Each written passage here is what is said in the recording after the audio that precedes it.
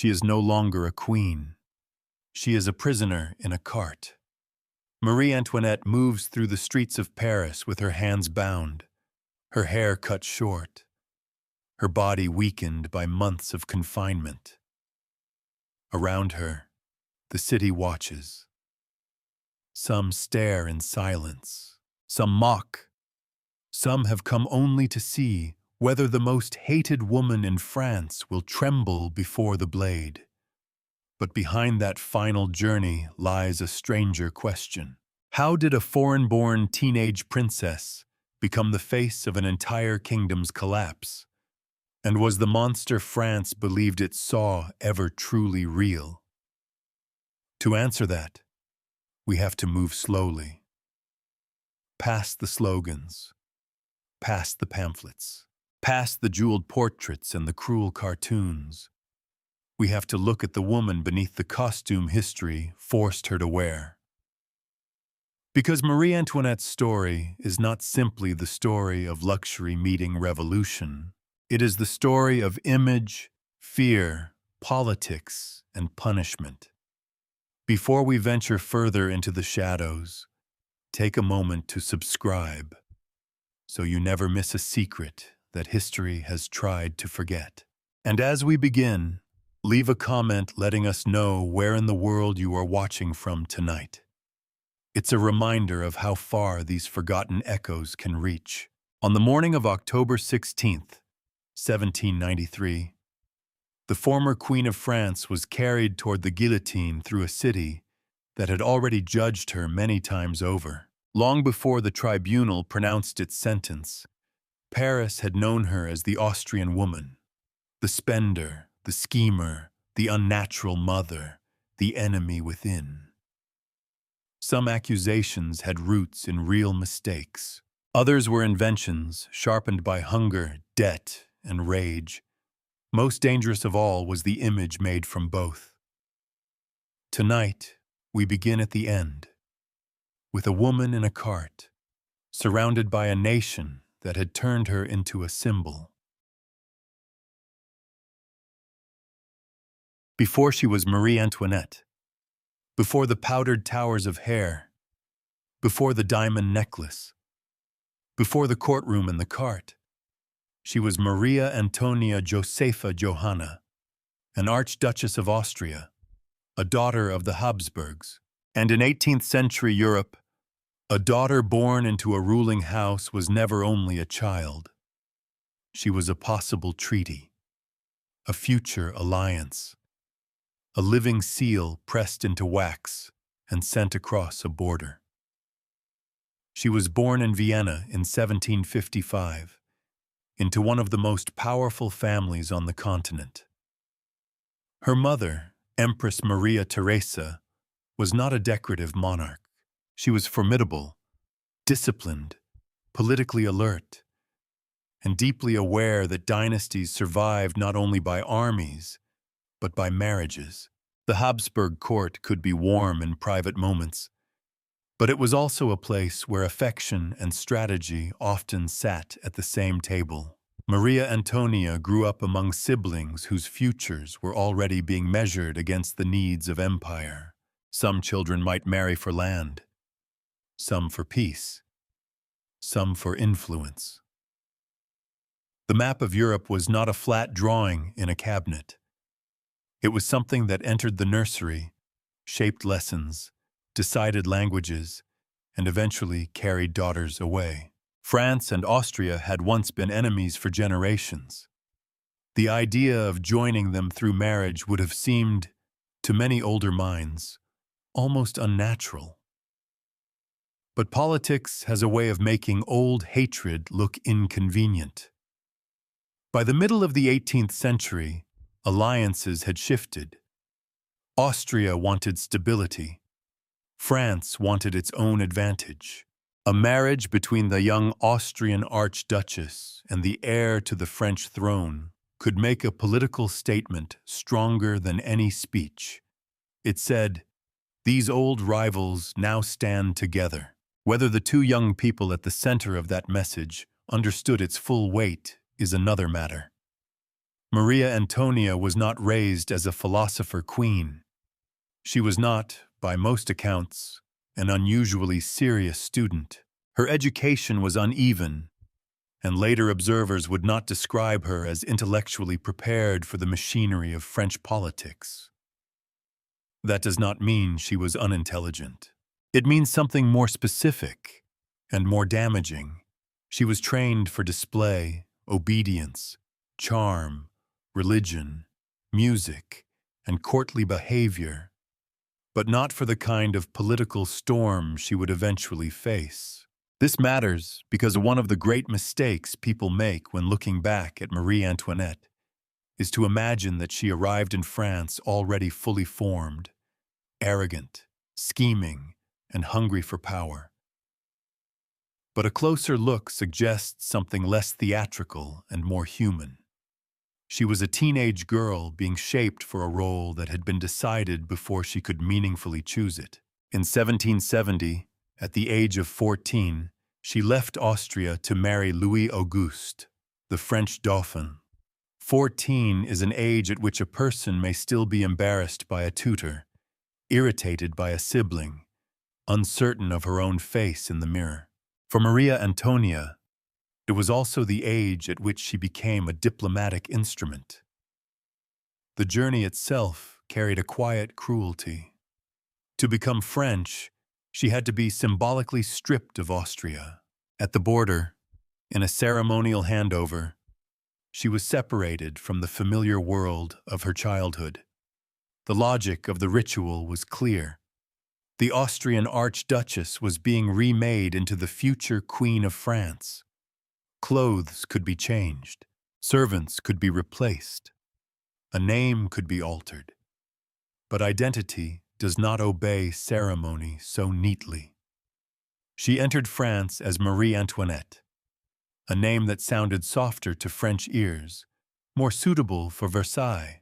Yet from the beginning, she carried a contradiction no court dress could hide. She was supposed to embody the alliance between France and Austria, but that same alliance made her suspect. Her foreignness was not a small personal detail. It was the entire point of her marriage, and later, it would become one of the sharpest weapons used against her. Her husband, Louis Auguste, was only 15. He was shy, awkward, physically ungainly in the eyes of many courtiers, and not naturally suited to the dazzling cruelty of court life. He had been raised to inherit a throne, but inheritance is not the same thing as readiness. The marriage between him and Marie Antoinette was not a love story unfolding under chandeliers. It was a political arrangement between two adolescents who barely knew how to speak to each other, much less carry the symbolic hopes of two kingdoms. There is something almost unbearable in the scale of expectation placed upon them. Their private discomfort became a public concern. Their bodies became state business. Their manners, silences, and hesitations were read as signs. At Versailles, nothing remained small for long. For Marie Antoinette, the lesson began immediately. She did not belong to herself. Her gestures belonged to France. Her fertility belonged to the dynasty. Her friendships would be interpreted as factions. Her spending would become a political language. Her mistakes would rarely remain mistakes. They would become evidence. And yet, at this early stage, she did not possess the power that later legend would assign to her. She was not directing the kingdom. She was learning how to survive a court that judged endlessly and forgave slowly. She was young, watched, homesick, and surrounded by people who had every reason to flatter her and every reason to report on her. Her mother understood the danger from afar. Maria Theresa wrote to her daughter with concern, correction, and advice. She urged seriousness. She warned against frivolity. She knew, perhaps better than her daughter could, that a foreign princess at Versailles had to be almost impossibly careful. A French-born royal woman might be mocked. An Austrian one could be accused. That distinction would follow Marie Antoinette for the rest of her life. Because the tragedy did not begin with the revolution. It began with a bargain. A girl was sent across Europe to make peace between powers that did not truly trust each other. She was expected to become French without ceasing to be useful to Austria, to be charming without appearing manipulative, fertile without seeming merely physical, visible without inviting resentment, obedient without looking weak. No human being could play that role perfectly, and Marie Antoinette, being human, did not. The France she entered was beautiful, rich in ceremony, and already full of rot beneath the polish. She did not create that world. She inherited it, as surely as Louis inherited the throne. But unlike the young Dauphin, she arrived marked by an accent, a birthplace, a mother, and a political meaning that others could twist whenever they needed a villain.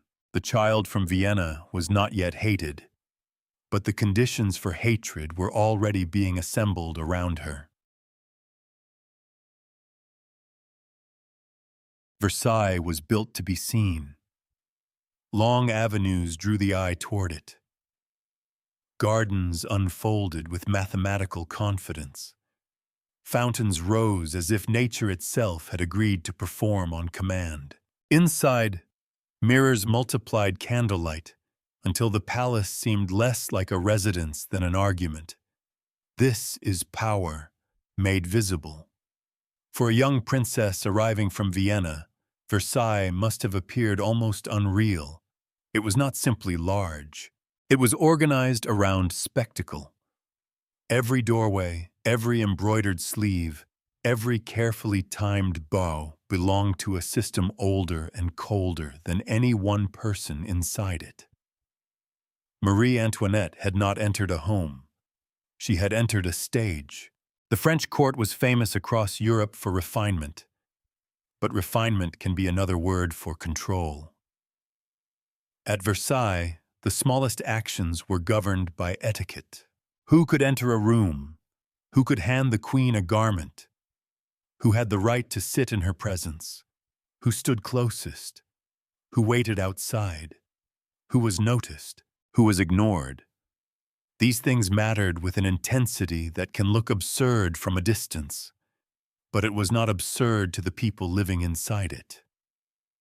Etiquette was power arranged as choreography. A noble who gained the right to perform some tiny service near the royal body could turn that privilege into influence. A glance could feed ambition. A missed invitation could become an insult.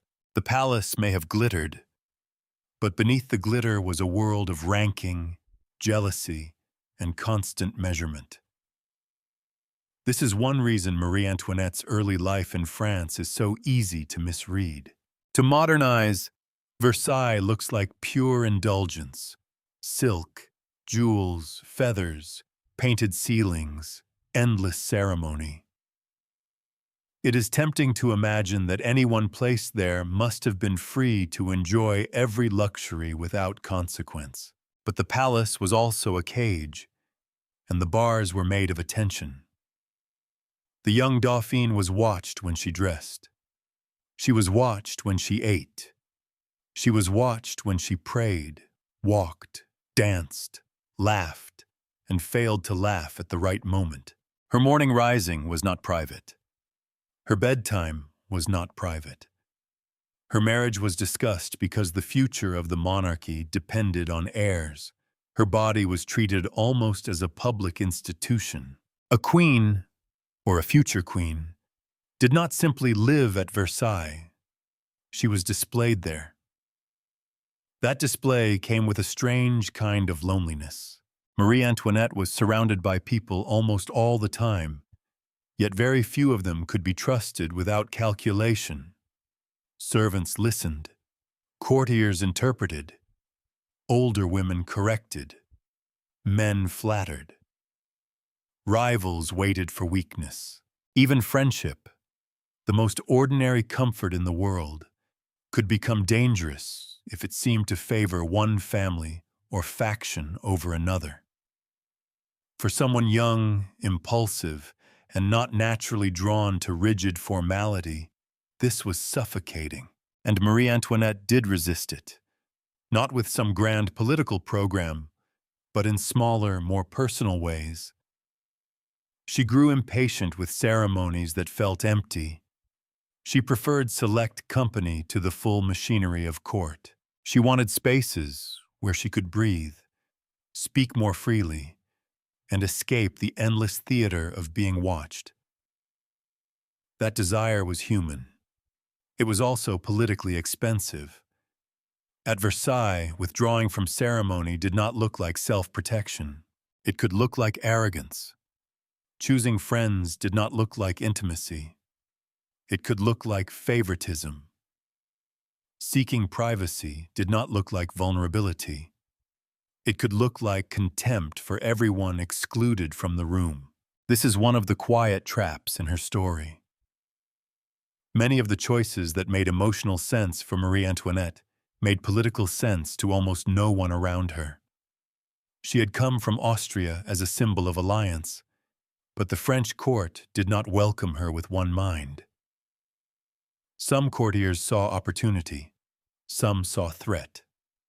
Some resented the influence she might one day possess. Some simply disliked the idea of an Austrian girl occupying the most intimate place beside the heir to France. Versailles did not need a revolution to produce cruelty. It had already perfected its own refined version. The cruelty was often indirect. A rumor passed through a salon, a correction offered with a smile, a letter sent home, a silence at the right moment, a comparison to earlier queens, a reminder that she was not yet fully French, not yet a mother, not yet proven. Marie Antoinette's youth did not protect her from this world. In some ways, it made her more vulnerable to it. She lacked the patience of a seasoned court politician. She did not always understand that the ritual she found tedious was also the language through which power was distributed. When she avoided certain duties, she may have thought she was escaping boredom. Others saw a foreign princess refusing the rules of France. There is a deeper irony here. Versailles had been designed, in part, to domesticate the nobility. Earlier, French kings had drawn powerful aristocrats close, surrounding them with ceremony until their ambitions became tied to access, titles, and favor. The palace turned political danger into courtly dependence.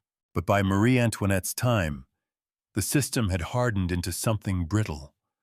Its rituals still functioned, but the meaning behind them was weakening.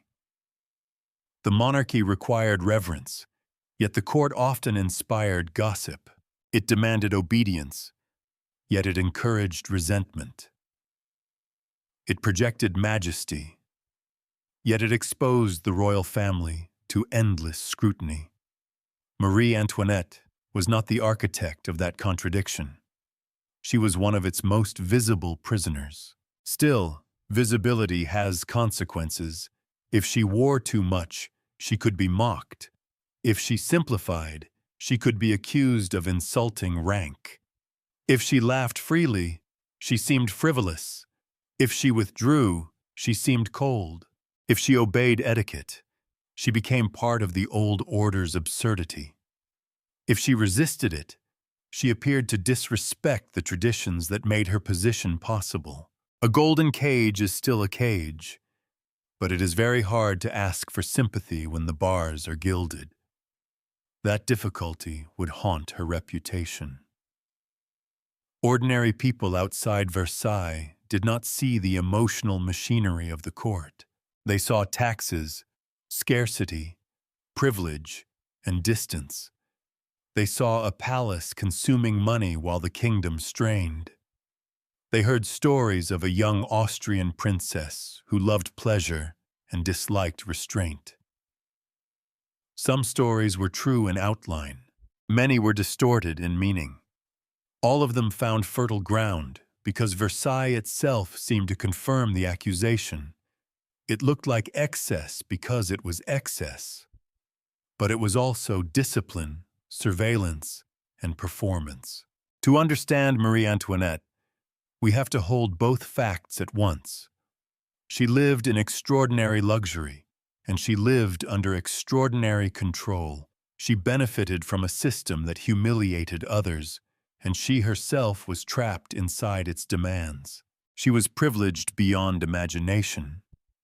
But privilege did not make her powerful in the way her enemies later claimed.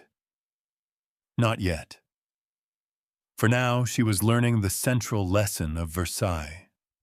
Image mattered more than intention. A private discomfort could become a public insult. A harmless preference could be translated into political meaning. A young woman's attempt to carve out a corner of freedom could be remembered as proof that she believed herself above the nation. The palace had received her with music, ceremony, and polished floors. It would teach her to smile while being studied. And somewhere behind those mirrors, the distance between Marie Antoinette the person and Marie Antoinette the symbol began quietly to widen.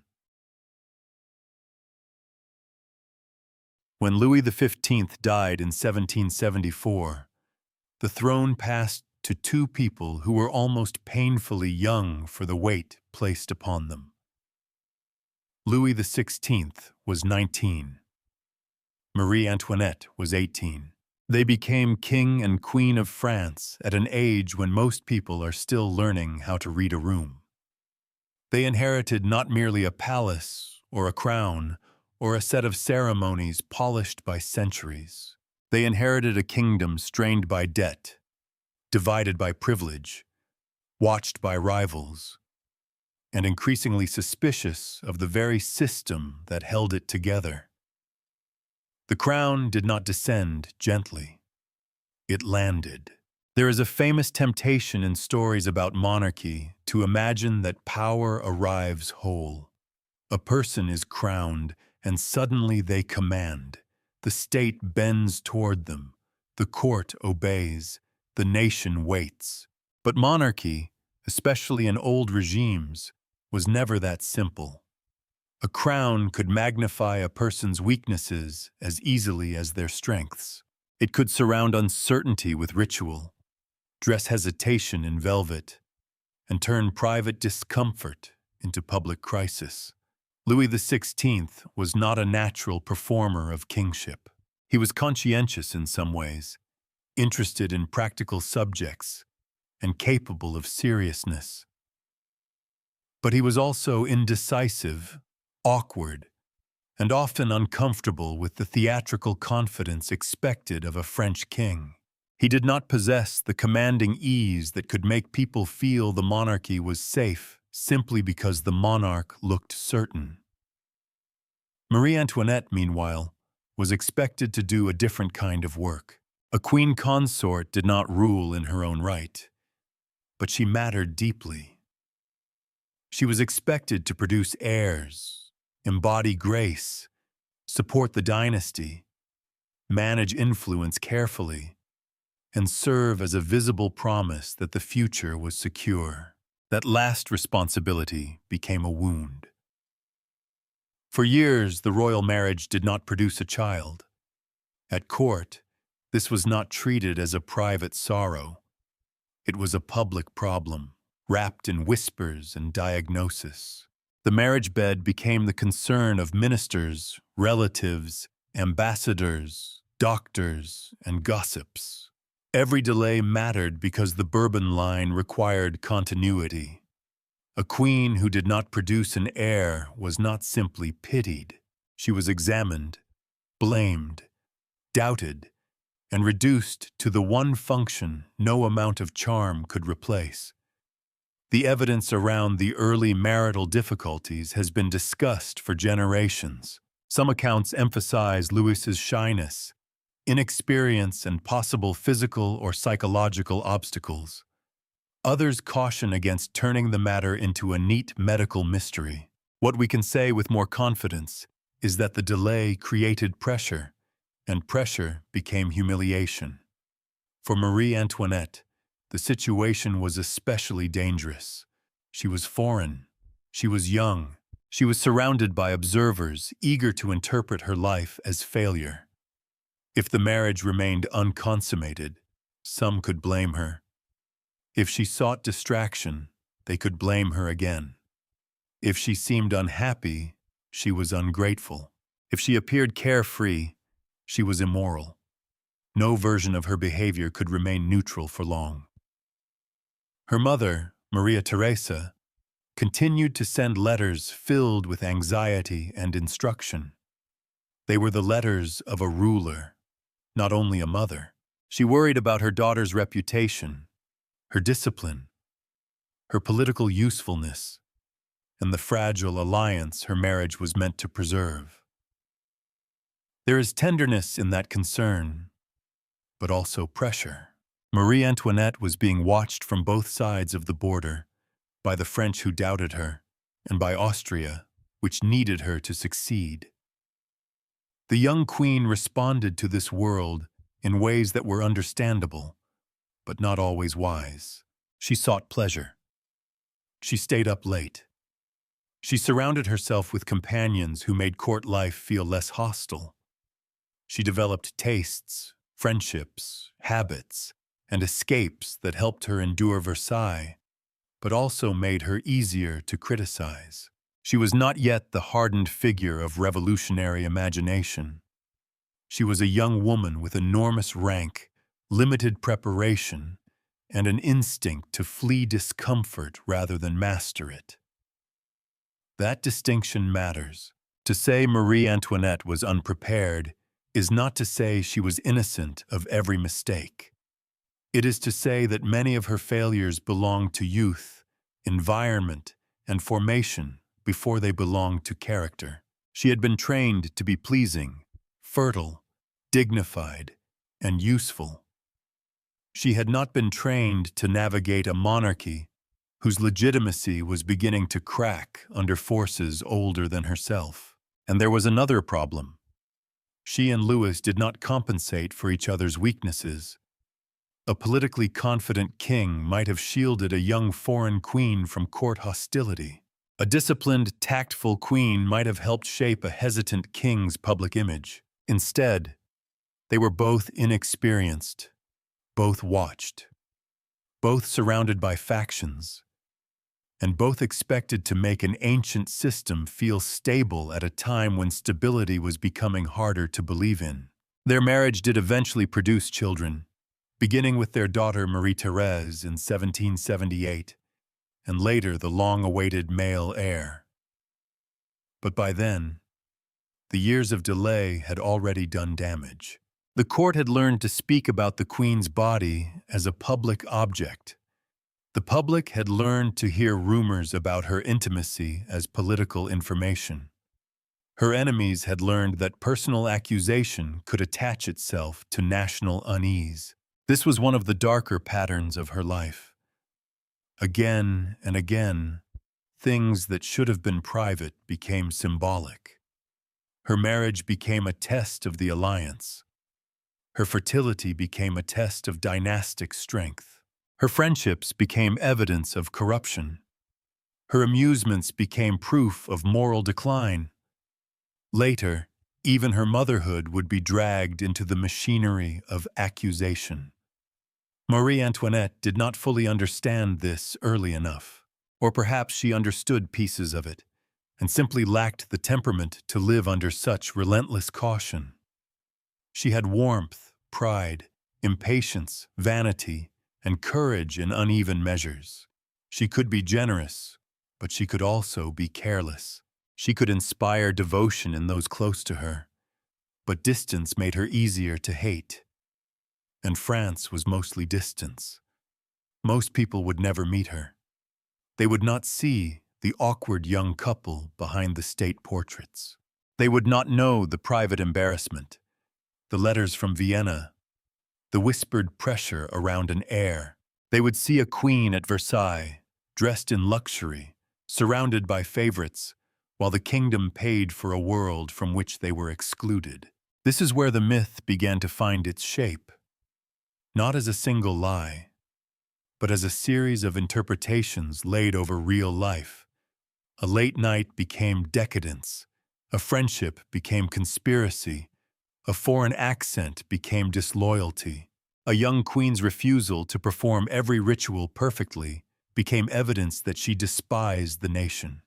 She was not yet the Austrian woman of revolutionary fury, but she was becoming legible to her critics.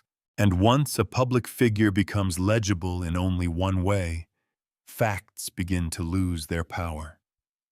Every new detail is forced into the same pattern. Every correction sounds like defense. Every human complexity becomes an inconvenience. The Queen France needed in the 1770s would have required discipline, political intelligence, restraint, emotional maturity, and an instinct for public perception far beyond her years. Marie Antoinette possessed some of those qualities in fragments, and others only too late. The tragedy is not that she had no choices. It is that by the time she understood the cost of them, France had already started deciding who she was. The insult was simple. L'Autrichienne, the Austrian woman. It was not only a description, it was a verdict. In the language of court gossip and later revolutionary hatred, Marie Antoinette's birthplace became a permanent accusation. She could learn French customs, wear French gowns, bear French children, and sit beside the French king. But to those who distrusted her, she remained what she had been at the border, a foreign body placed inside the monarchy. This is one of the most important facts about her reputation, because it explains why ordinary mistakes could become treasonous in the public imagination. A French queen born in France might be criticized for extravagance, favoritism, or poor judgment. Marie Antoinette could be accused of those things and something more, serving another country. That suspicion did not appear from nowhere. France and Austria had a long history of rivalry, and alliances made by diplomats did not instantly erase popular memory. Many French people had grown up with the idea of Austria as an enemy or competitor. The marriage between Marie Antoinette and Louis Auguste was meant to close that old wound. But in practice, it also kept the wound visible. Every time politics turned against Austria, the Queen's presence at court could be made to look less like peace and more like infiltration. She was supposed to represent reconciliation. Her critics saw contamination. The cruel brilliance of the phrase, "the Austrian woman," was that it reduced her to origin alone. It stripped away age, circumstance, personality, and even queenship. She was not Marie Antoinette, not wife, not mother, not a young woman struggling with a hostile court. She was Austria wearing a French crown. From that point, interpretation did the rest. If she advised the king, she was meddling for Vienna. If she remained silent, she was hiding something. If she wrote to her family, she was betraying secrets. If she seemed indifferent to politics, she was frivolous. If she became politically alert, she was dangerous. Suspicion is powerful because it does not need proof in the way reason does. It feeds on patterns, glances, coincidences, and the emotional satisfaction of believing the enemy has a face. Marie Antoinette's foreignness gave France a face onto which unease could be placed. This was especially useful in a kingdom where many problems were too large, too old, and too tangled to blame on one person. France's finances were strained by wars and by a tax system full of privilege. Court culture had become a symbol of waste. Reform was difficult because powerful groups defended their exemptions. The monarchy wanted obedience but often failed to communicate competence. Bread prices, debt, resentment, and political ideas were all moving through the kingdom in ways no single queen could control. But a system is hard to hate, clearly. A person is easier. Marie Antoinette became that person. At Versailles, the suspicion took refined forms before it became openly savage. Courtiers who disliked her could hint that she cared too much for Austrian interests. Ministers who feared her influence could present her as a channel for foreign pressure. Political factions could use her name even when her actual role was limited or uncertain. The Queen's supposed power often grew in rumor precisely because her real power was difficult to define. This is a pattern worth noticing. When a woman near power is not formally in charge, people often imagine her power as secret. If the king makes an unpopular choice, perhaps she whispered it. If a minister rises, perhaps she arranged it. If a policy fails, perhaps her hidden hand guided it. Visible authority can be challenged directly. Imagined authority is harder to disprove. Marie Antoinette suffered from that ambiguity. She was close enough to the king to be blamed, but not consistently powerful enough to control events. She could influence appointments and court favor at times, especially as she matured, but she was not the puppet master her enemies described. The difference mattered less and less as her reputation darkened. To her critics, she did not need to sign a document. She only needed to be near the man who could. Her Austrian identity also made her emotionally vulnerable.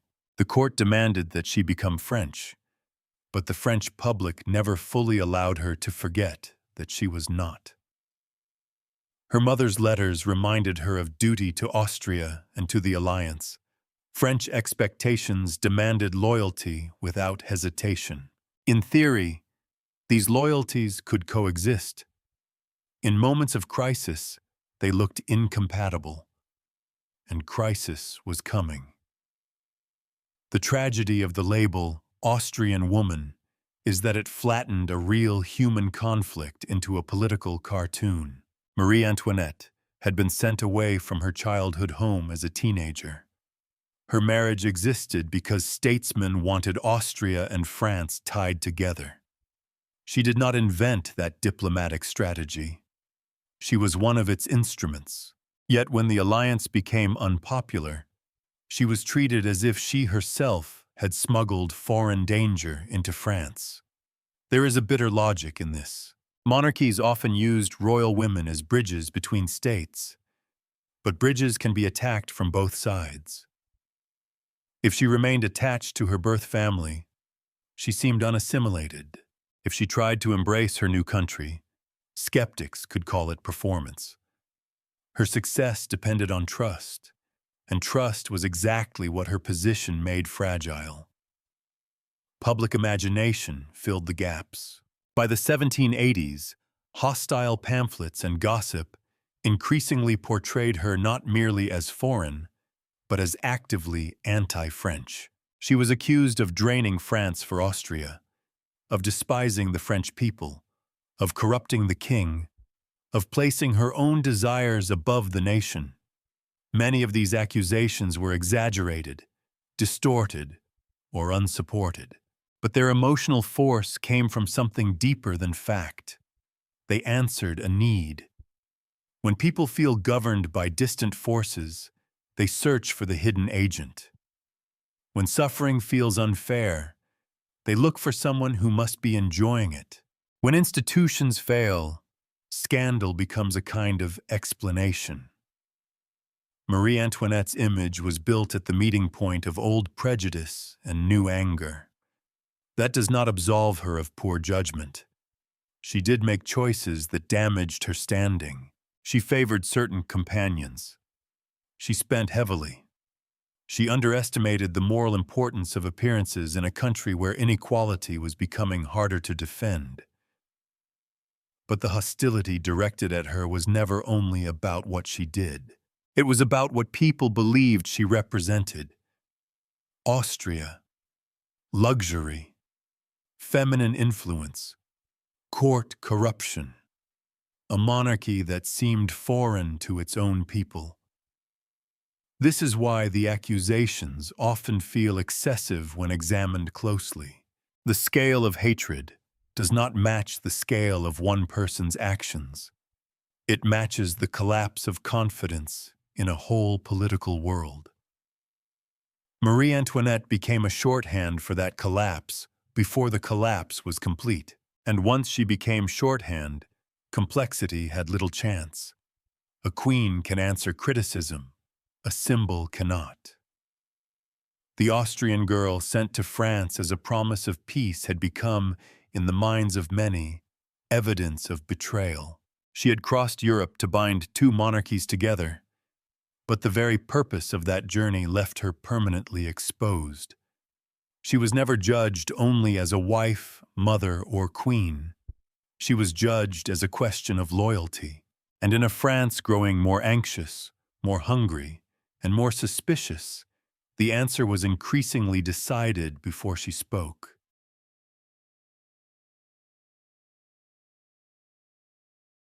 Marie Antoinette liked beautiful things.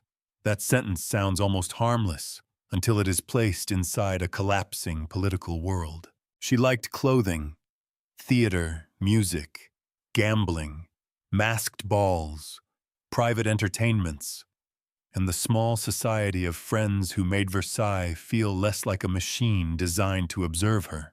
These tastes were not unusual for an aristocratic woman of her rank. In another age, under a stronger monarchy, they might have been remembered as personal style, youthful excess, or the ordinary vanity of court life.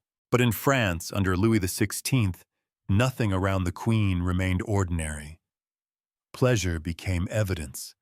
Fashion became argument. A dress could turn into a political document. To understand the scandal around Marie Antoinette's appearance, it helps to remember that the French court did not treat clothing as a casual matter. Dress announced rank, taste, favor, wealth, and proximity to power. The queen's body was not only her own body, it was a surface on which monarchy displayed itself. When she dressed magnificently, she fulfilled part of the court's expectation. When she dressed more simply, she could disturb it. There was no safe costume. In her earlier years, Marie Antoinette became associated with elaborate fashions, towering hair, expensive fabrics, ornament, feathers, and the kind of theatrical presentation that made her instantly recognizable. She had the misfortune of becoming iconic before becoming wise. The image was dazzling, but it was also easy to weaponize. A public already suspicious of Versailles did not need to know the precise cost of every gown. It only needed the impression of endless appetite. That impression mattered more than arithmetic. Here, we should be careful. Marie Antoinette did spend heavily, and her household was expensive. She was not secretly living like a modest provincial widow, while cruel enemies invented silk out of thin air. The criticism had something real to attach to, but the legend grew larger than the accounts. Her spending was turned into an explanation for France's financial crisis, which it was not. The kingdom's debt came from structural problems, wars, taxation failures, and decades of royal finance far beyond one woman's wardrobe. Yet a deficit is abstract. A queen in a magnificent gown is visible. People could not easily picture the machinery of state debt, but they could picture a woman covered in luxury. This is how a symbol is made. Take a complicated disaster and give it a face with jewels. Marie Antoinette's love of gambling added another layer. Gambling at court was not invented by her. But when she participated, it fed a story of recklessness. Late nights, card tables, laughter, money changing hands. These scenes made excellent material for critics. Whether the amounts were exaggerated mattered less than the moral image. A queen gambling while the kingdom suffered was too powerful a picture to resist. Theater, too, became suspicious. She enjoyed performance, and later she took part in amateur theatricals within her private circle. To supporters, this could look like harmless recreation, even a young woman's search for emotional freedom in a life of ceremony. To critics, it looked like childish vanity, a queen pretending at feelings while real France endured real hardship. There is an irony here that almost feels cruel. At Versailles, everyone was performing. Courtiers performed loyalty. Ministers performed confidence. Nobles performed refinement. The monarchy itself was a long-running theater of sacred authority. Yet when Marie Antoinette embraced actual theater, the metaphor became too obvious. Her enemies could suggest that everything about her was performance. Her Frenchness, her innocence, her motherhood, her grief. Fashion sharpened the contradiction further. When she adopted simpler white muslin dresses, the look could be read as natural, intimate, and modern. But even simplicity was not simple. Some saw it as inappropriate for a queen. Others interpreted it as artificial rusticity, an expensive imitation of innocence. A garment meant to relax the royal image could instead make the image stranger. Again, intention did not control meaning. That may be the most important lesson in this part of her life. Marie Antoinette often seemed to believe that private intention should matter.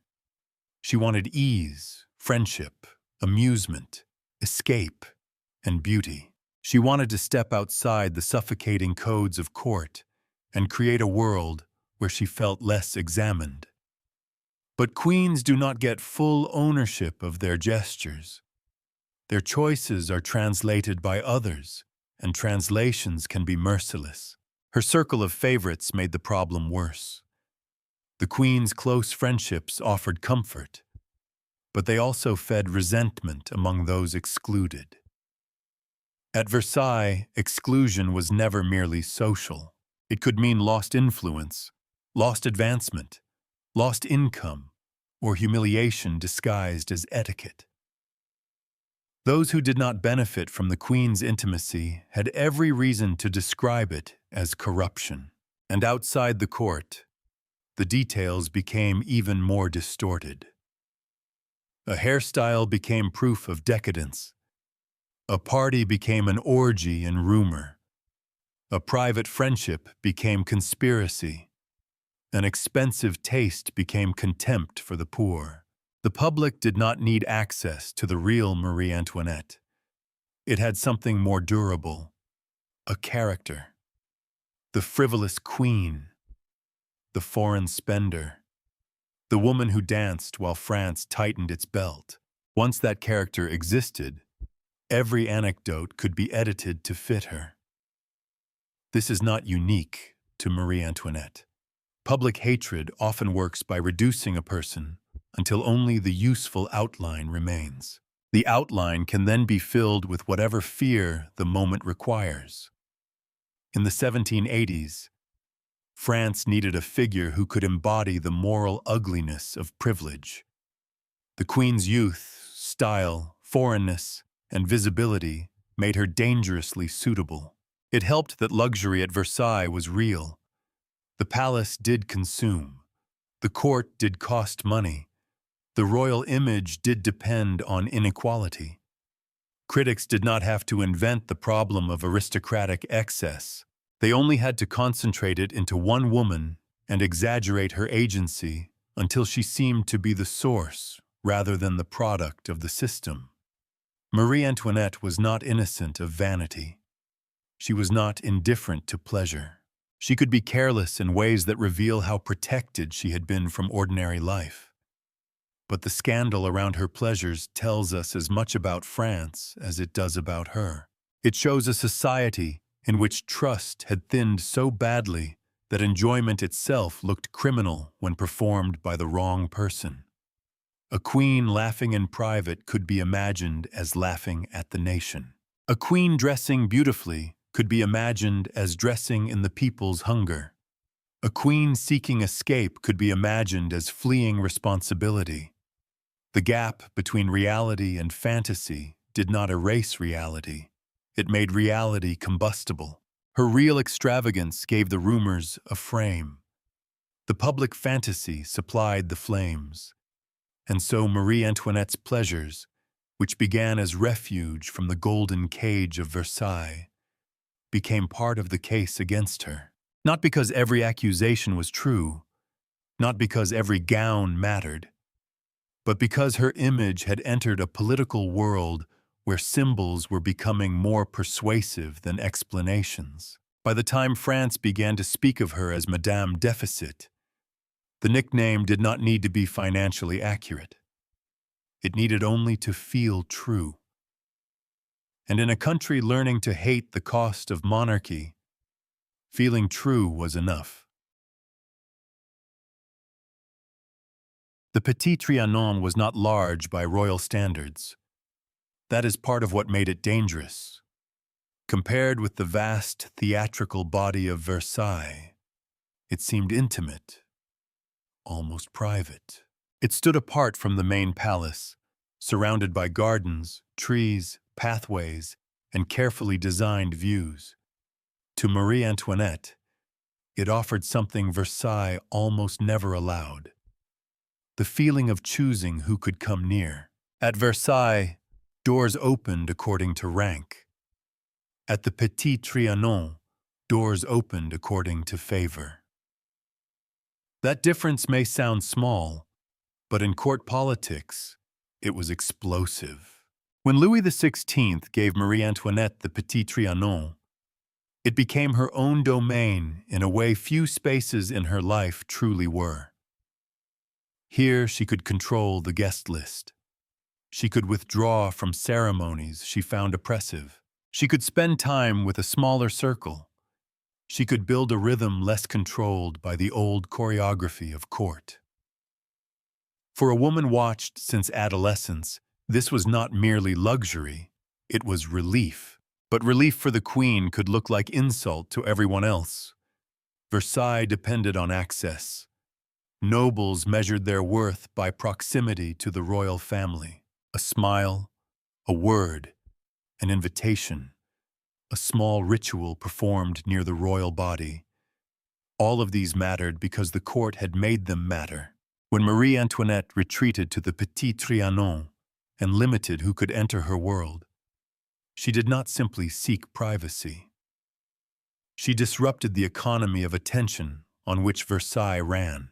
Those excluded did not need to be revolutionaries to resent her.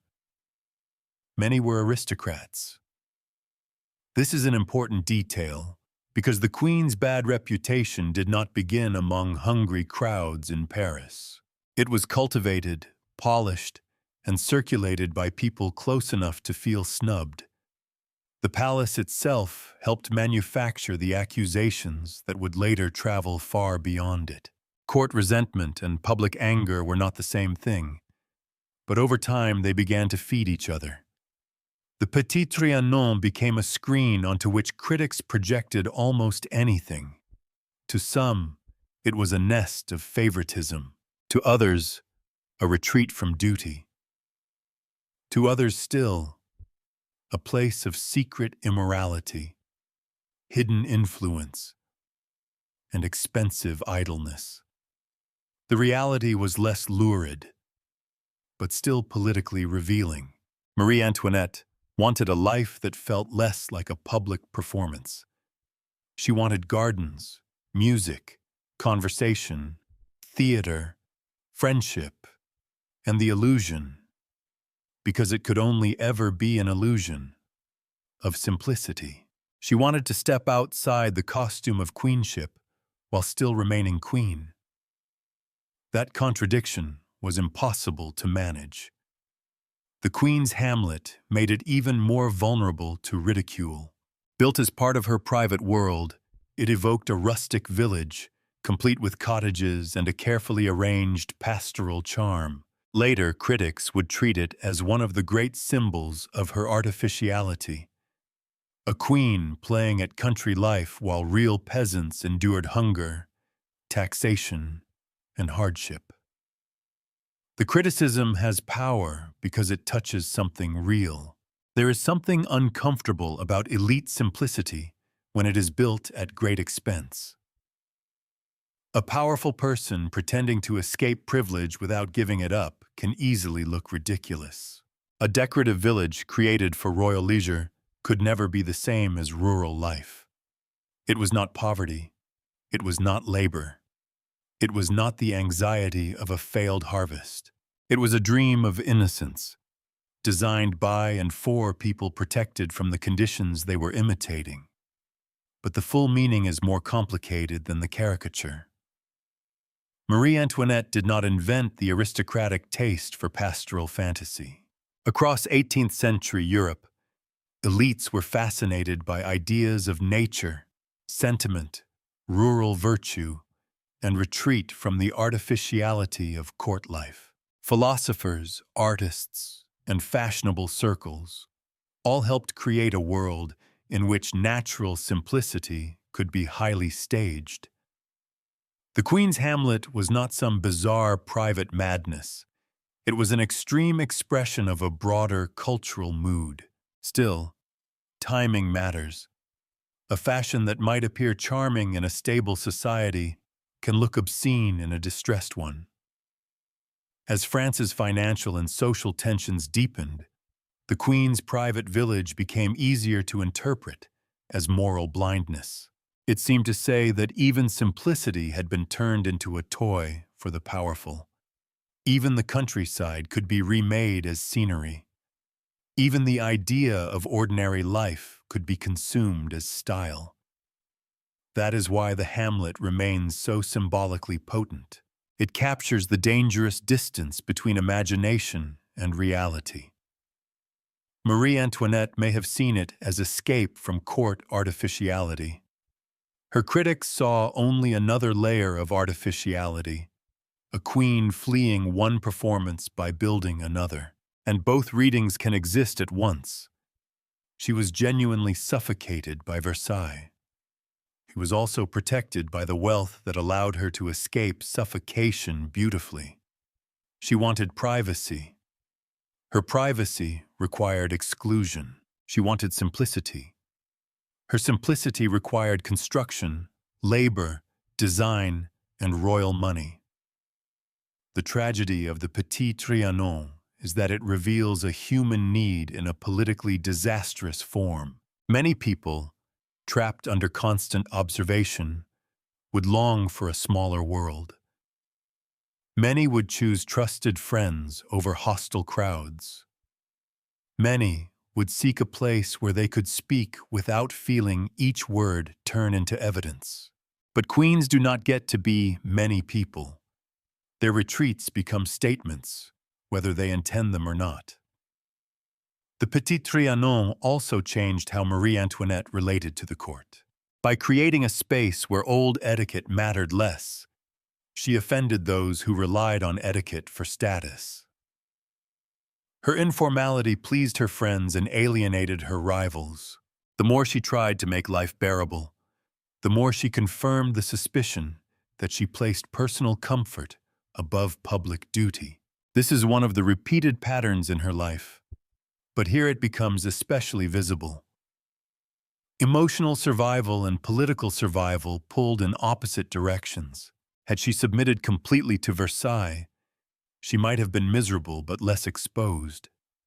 By seeking freedom, she made herself more alive to those close to her and more offensive to those outside the circle. Her private happiness became public ammunition. And then, as always, rumor did its work.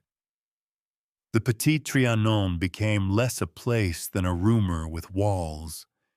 People who had never entered could imagine what happened there. That was part of its power. Exclusion creates mystery, and mystery invites invention. Behind closed doors, critics could place secret lovers, corrupt advisors, foreign schemes, financial waste, and moral decay. The less visible the Queen's private life became, the more vivid the invented version grew. Privacy did not protect her reputation. It made reputation harder to control. There is a cruel lesson in that. Marie Antoinette retreated because she was tired of being watched. But in a culture of suspicion, the unseen can become more dangerous than the seen.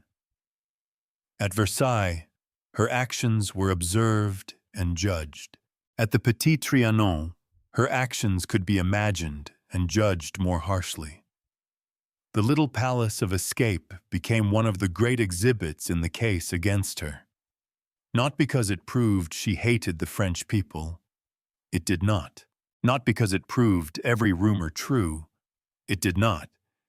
But because it made visible the emotional logic of monarchy at the very moment monarchy was losing moral authority. A queen could feel imprisoned inside luxury. A nation could look at that luxury and see only contempt. Both experiences were real, but they could not understand each other. Marie Antoinette wanted a refuge from the golden cage. France saw another gilded room, and in that misunderstanding, the woman and the symbol moved further apart.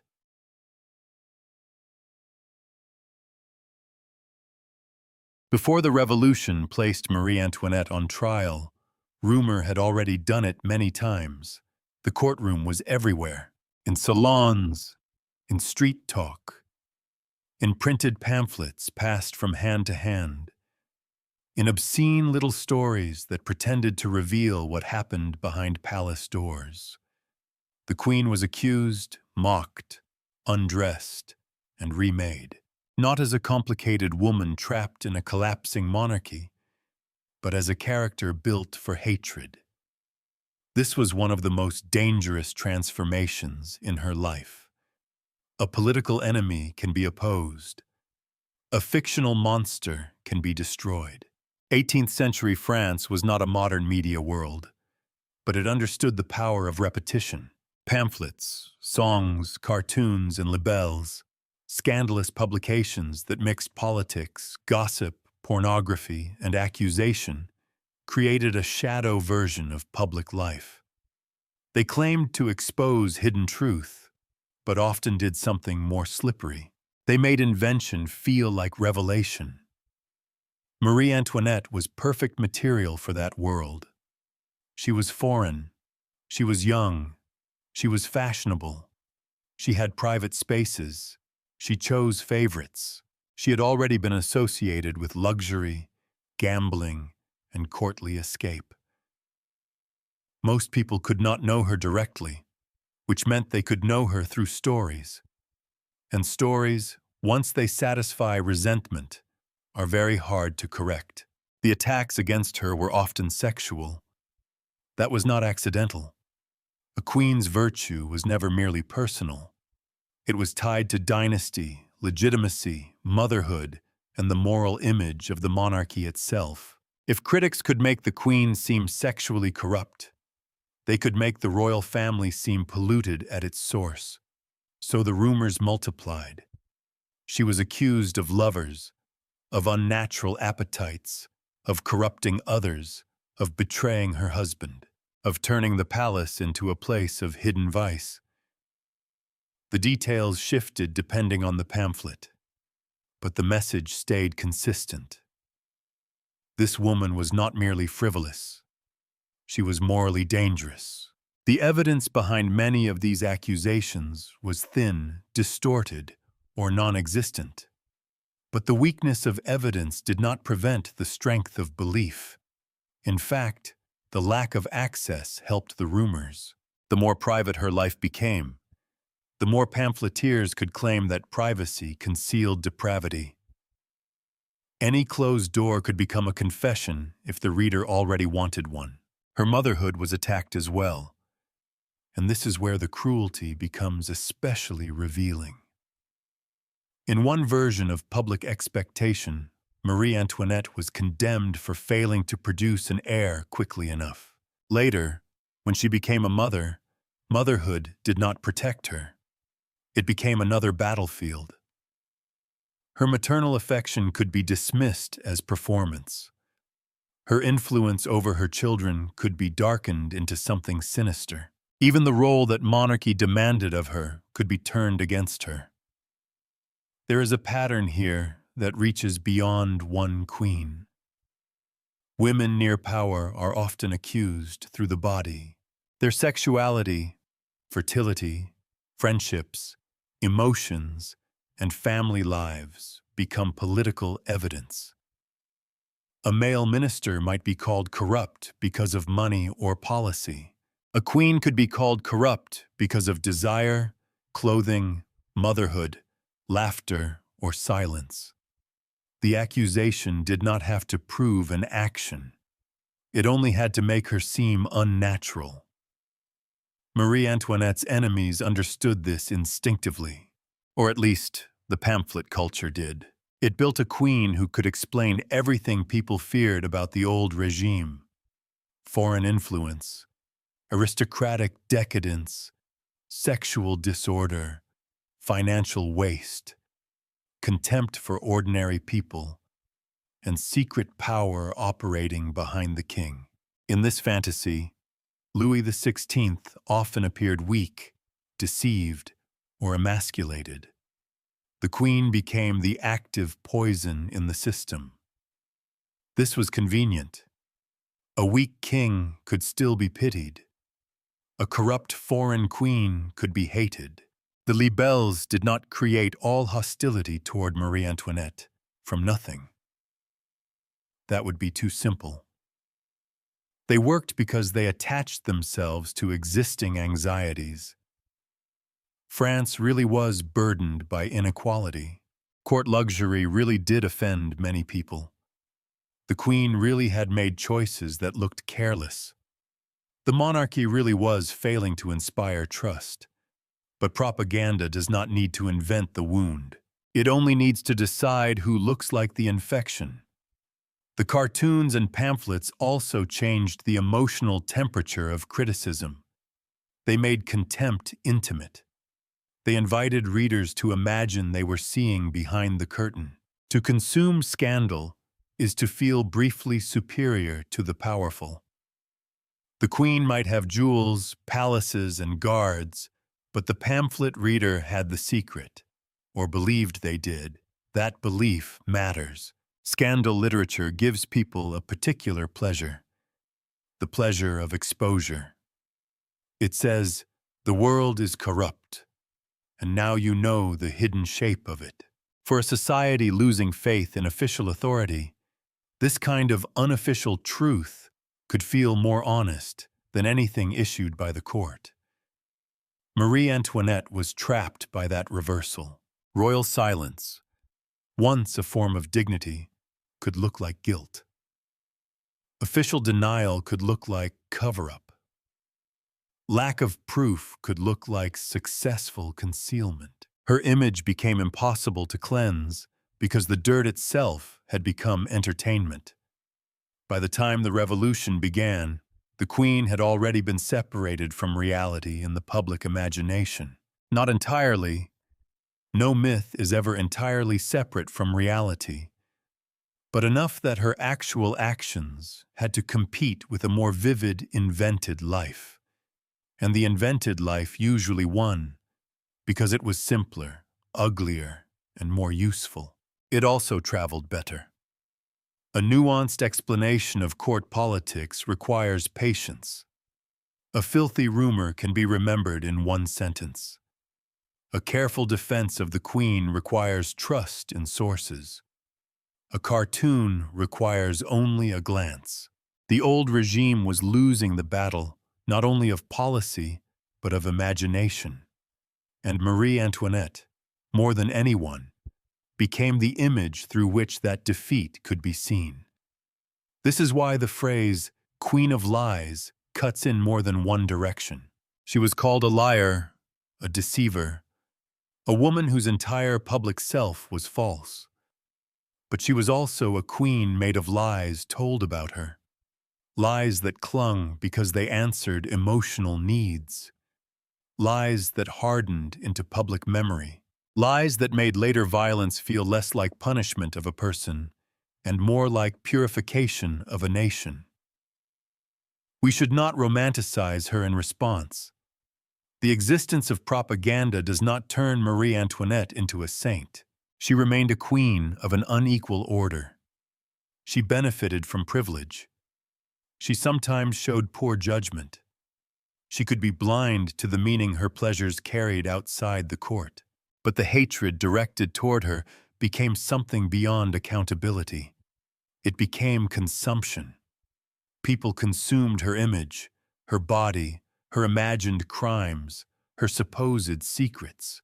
They did so before they ever saw her in prison, before they ever heard charges in a tribunal, before she wore the plain dress of a condemned woman.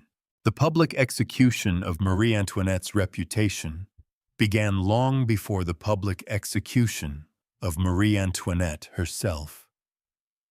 And that may be the most unsettling part.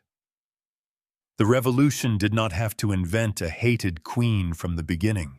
It inherited one already prepared by years of gossip, fear, pornography, satire, and political resentment. When the time came to accuse her formally, the language of guilt had been rehearsed for decades.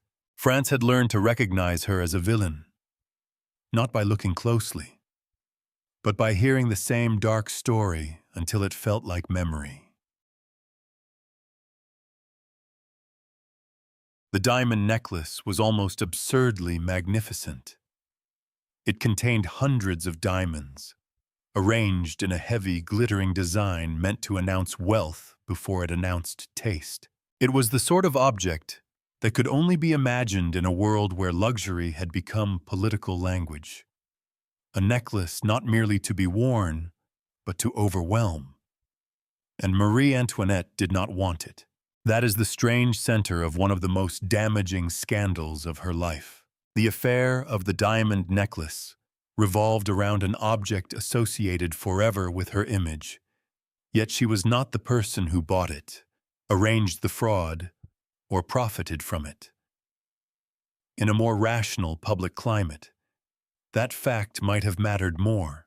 But by the time the scandal broke, France was not judging her rationally.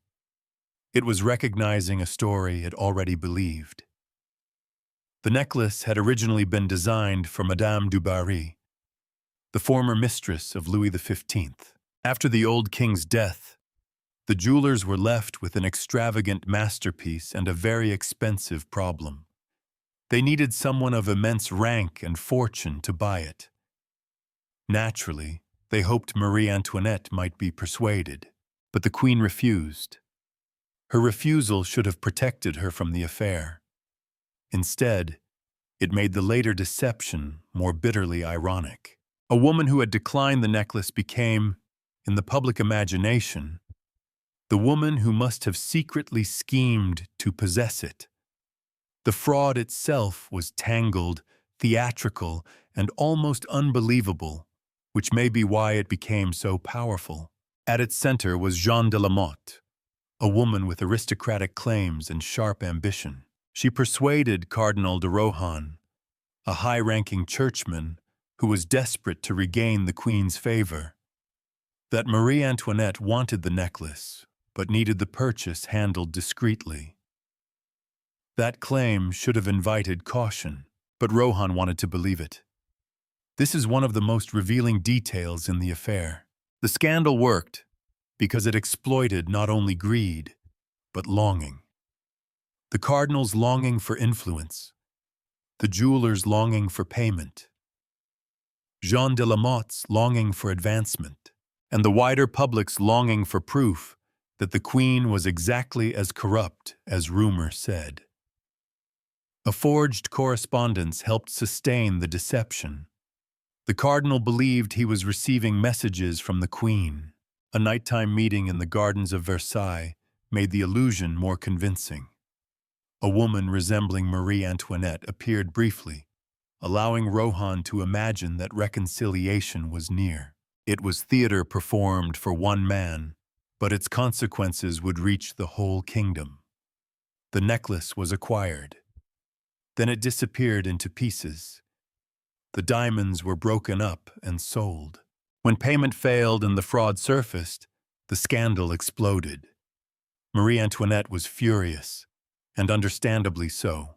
From her perspective, she had been impersonated, insulted, and dragged into a scheme built on the assumption that people would believe she was vain enough, secretive enough, and dishonest enough to buy a fortune in diamonds through a cardinal she disliked.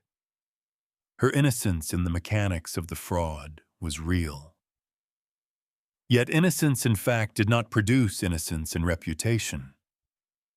That is the heart of the affair. The public trial that followed was meant to clarify responsibility. Instead, it became a theater of distrust.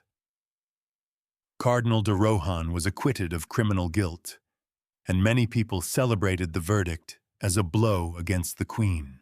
Legally, the case did not prove that Marie Antoinette had plotted for the necklace. Politically, many heard something else.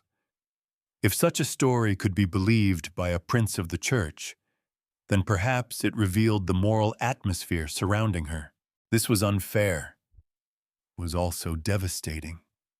The affair of the diamond necklace shows the moment when Marie Antoinette's reputation became almost detached from evidence. People did not ask, "Did she do this?" with an open mind. They asked, "Does this sound like her?" And for too many, after years of pamphlets, gossip, and resentment, the answer was yes. That is how character assassination works at its most effective. It prepares the audience in advance. Then, when a scandal arrives, even contradiction becomes confirmation. Her refusal of the necklace should have weakened the accusation. Instead, her known taste for luxury made many assume hidden desire. Her dislike of Rohan should have made the story suspicious. Instead, secrecy made it seem plausible. The absurdity of the plot should have raised doubts. Instead, the public appetite for royal disgrace made absurdity almost enjoyable. A scandal does not have to be coherent if it satisfies the mood of the moment. Marie Antoinette understood the personal insult, but perhaps not fully the political damage until it was too late. To her, the affair revealed how outrageously her name had been abused. To much of France, it revealed how believable royal corruption had become. That difference is crucial. She experienced the scandal as defamation. The public experienced it as exposure. And exposure was what people increasingly wanted. The necklace itself became a perfect symbol because it condensed so many grievances into one shining object. Diamonds, secrecy, aristocrats, clergy, debt, female vanity, court intrigue, and the Queen's name. Everything that critics despised seemed to hang together in a single glittering chain. It almost did not matter that the chain had never rested around her neck. The image was stronger than the truth. Here again, we should resist the easy version of the story. Marie Antoinette was not destroyed by one necklace. Her reputation had been weakening for years. France's crisis was not caused by one fraud. The monarchy's troubles ran far deeper than a court scandal. But the affair mattered because it hardened suspicion into something close to certainty. It gave people a scene, an object, and a narrative. It made the Queen's supposed corruption feel tangible. You could imagine the diamonds. You could imagine the secret letters. You could imagine the Queen pretending not to know. The imagination did the rest. The affair also exposed the monarchy's loss of sacred distance. Earlier kings and queens had survived scandals, but the old aura around royalty was thinning. The public now felt entitled not only to judge policy, but to peer into the private conduct of the royal household. The Queen's name could be dragged through legal proceedings, obscene commentary, and popular mockery. Majesty, once damaged in this way, was difficult to repair. A monarchy depends partly on belief. The necklace affair showed how much belief had already been spent. For Marie Antoinette, the consequences were profound. She emerged legally unconvicted, but reputationally wounded. Those who hated her now felt confirmed. Those who doubted her found doubt easier. Those who might have defended her had to work against a story too vivid to erase.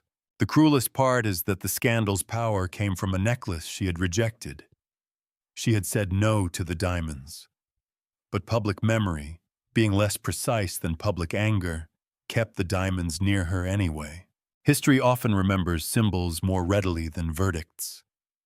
And so the necklace that was never hers became one of the brightest ornaments on the myth of her guilt. Chapter 10. A Kingdom Running Out of Time. It would be convenient if France had fallen because of a necklace, or a dress, or a queen's careless laugh. Convenient stories are rarely honest. By the late 1780s, France was not simply irritated with Marie Antoinette. It was exhausted by a system that seemed unable to repair itself. The Queen became the most recognizable face of that exhaustion. But the crisis was larger than her, larger than Versailles, and larger even than the personal weaknesses of Louis XVI. A kingdom was running out of time because too many pressures had been postponed for too long. France was rich in land, people, culture, and prestige, but royal finances were in dangerous condition. Wars had cost enormous sums. Supporting the American Revolution had helped weaken Britain, which pleased French strategy, but it also deepened France's debt. Earlier conflicts had already left burdens behind. Borrowing could delay the reckoning, but it could not abolish it. The deeper problem was not only spending, it was structure. The tax system was uneven, inefficient, and shaped by privilege. Many of those best able to contribute were shielded by exemptions, local rights, corporate privileges, or political influence. Reform was needed, but reform threatened people powerful enough to resist it. Ministers could propose changes, pamphlets could argue, the crown could summon assemblies. But every attempted cure seemed to reveal another layer of illness. This is where monarchy began to look not merely expensive, but incompetent. Louis XVI was not indifferent to reform. That is worth saying clearly. He was not a cartoon tyrant laughing over empty granaries. He knew France had serious problems, and he appointed ministers who tried to address them. But the monarchy's machinery was old, divided, and politically delicate. A king who pushed reform too hard risked angering privileged groups. A king who hesitated looked weak. Louis often did both at different moments, and the result was the worst of both worlds. Resistance without renewal, conflict without confidence. Meanwhile, ordinary life could be brutally fragile. For many people, bread was not a symbol. It was survival. A poor harvest, a rise in grain prices, or a disruption in supply could transform frustration into fear with frightening speed. When bread became expensive, political theory did not stay in books. It entered the body. Hunger made the distance between Versailles and the market stall feel obscene. This is part of what later retellings often flatten. The revolution did not begin because people woke one morning offended by royal manners.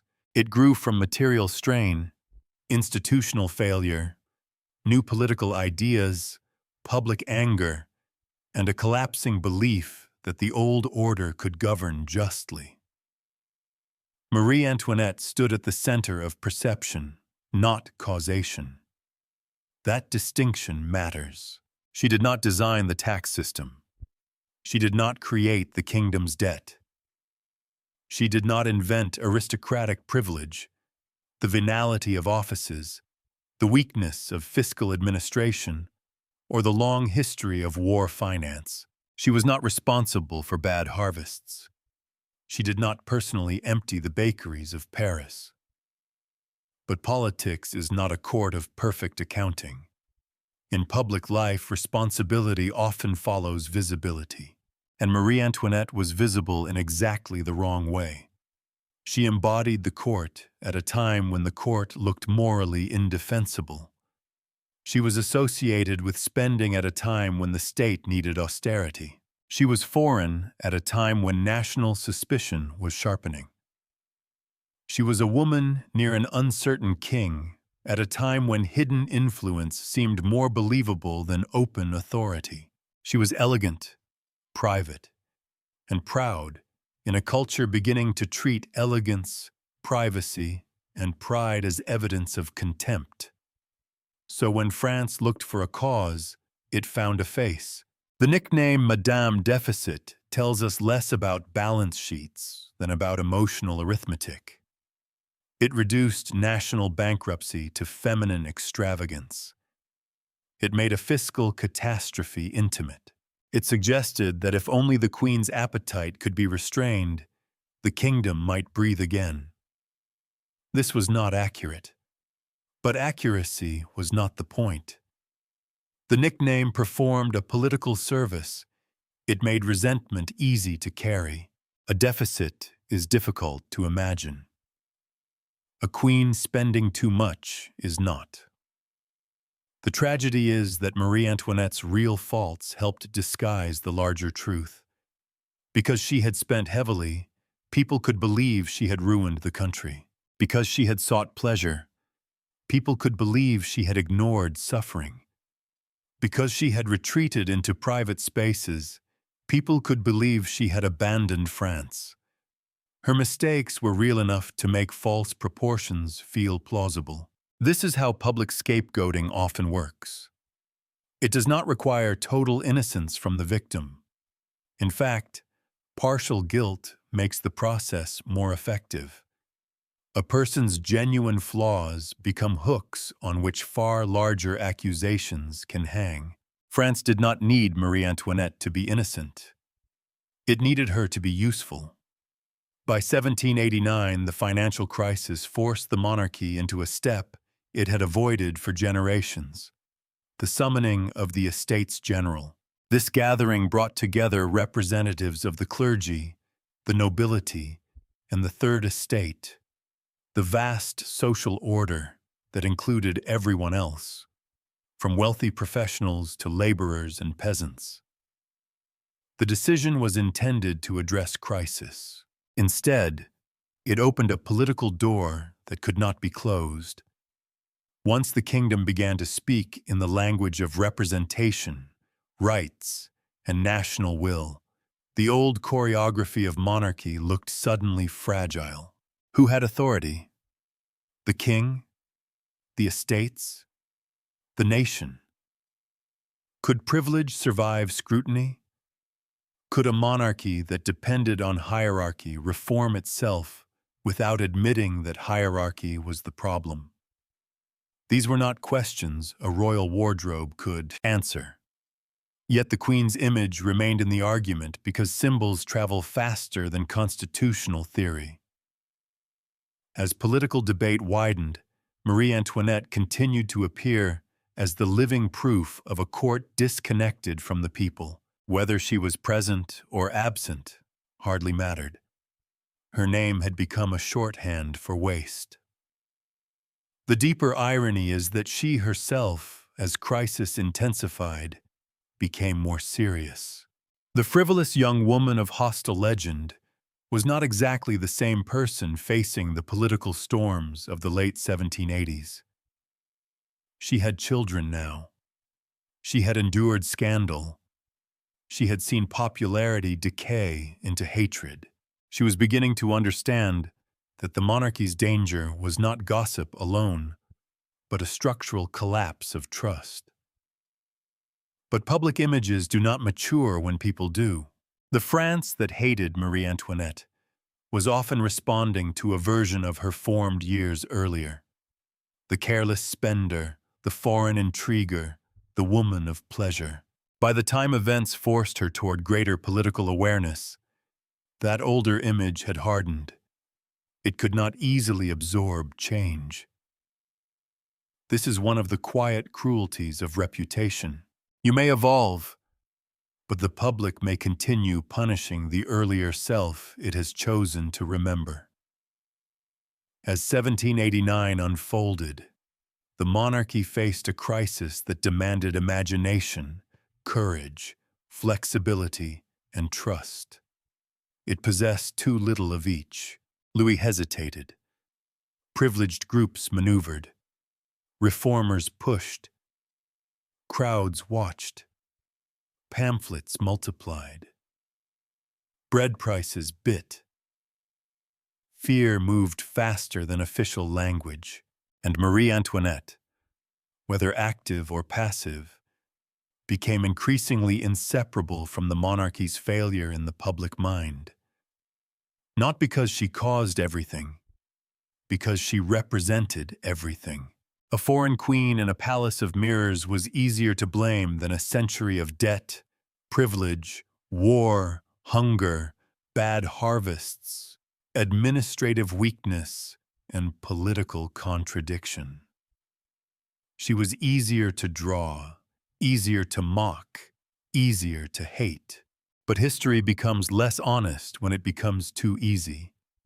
If we want to understand her final journey, we cannot let the myth do all the work. The cart that carried Marie Antoinette to the guillotine also carried the weight of a kingdom that had failed long before she climbed into it. She became the face of a crisis she did not create, though she never fully escaped complicity in the world that created it. France was not destroyed by one woman's appetite. It was undone by an order that could no longer persuade its own people that its privileges deserved to survive. And once that persuasion failed, every diamond, every gown, every rumor, every loaf of bread became part of the same approaching storm. Chapter 11.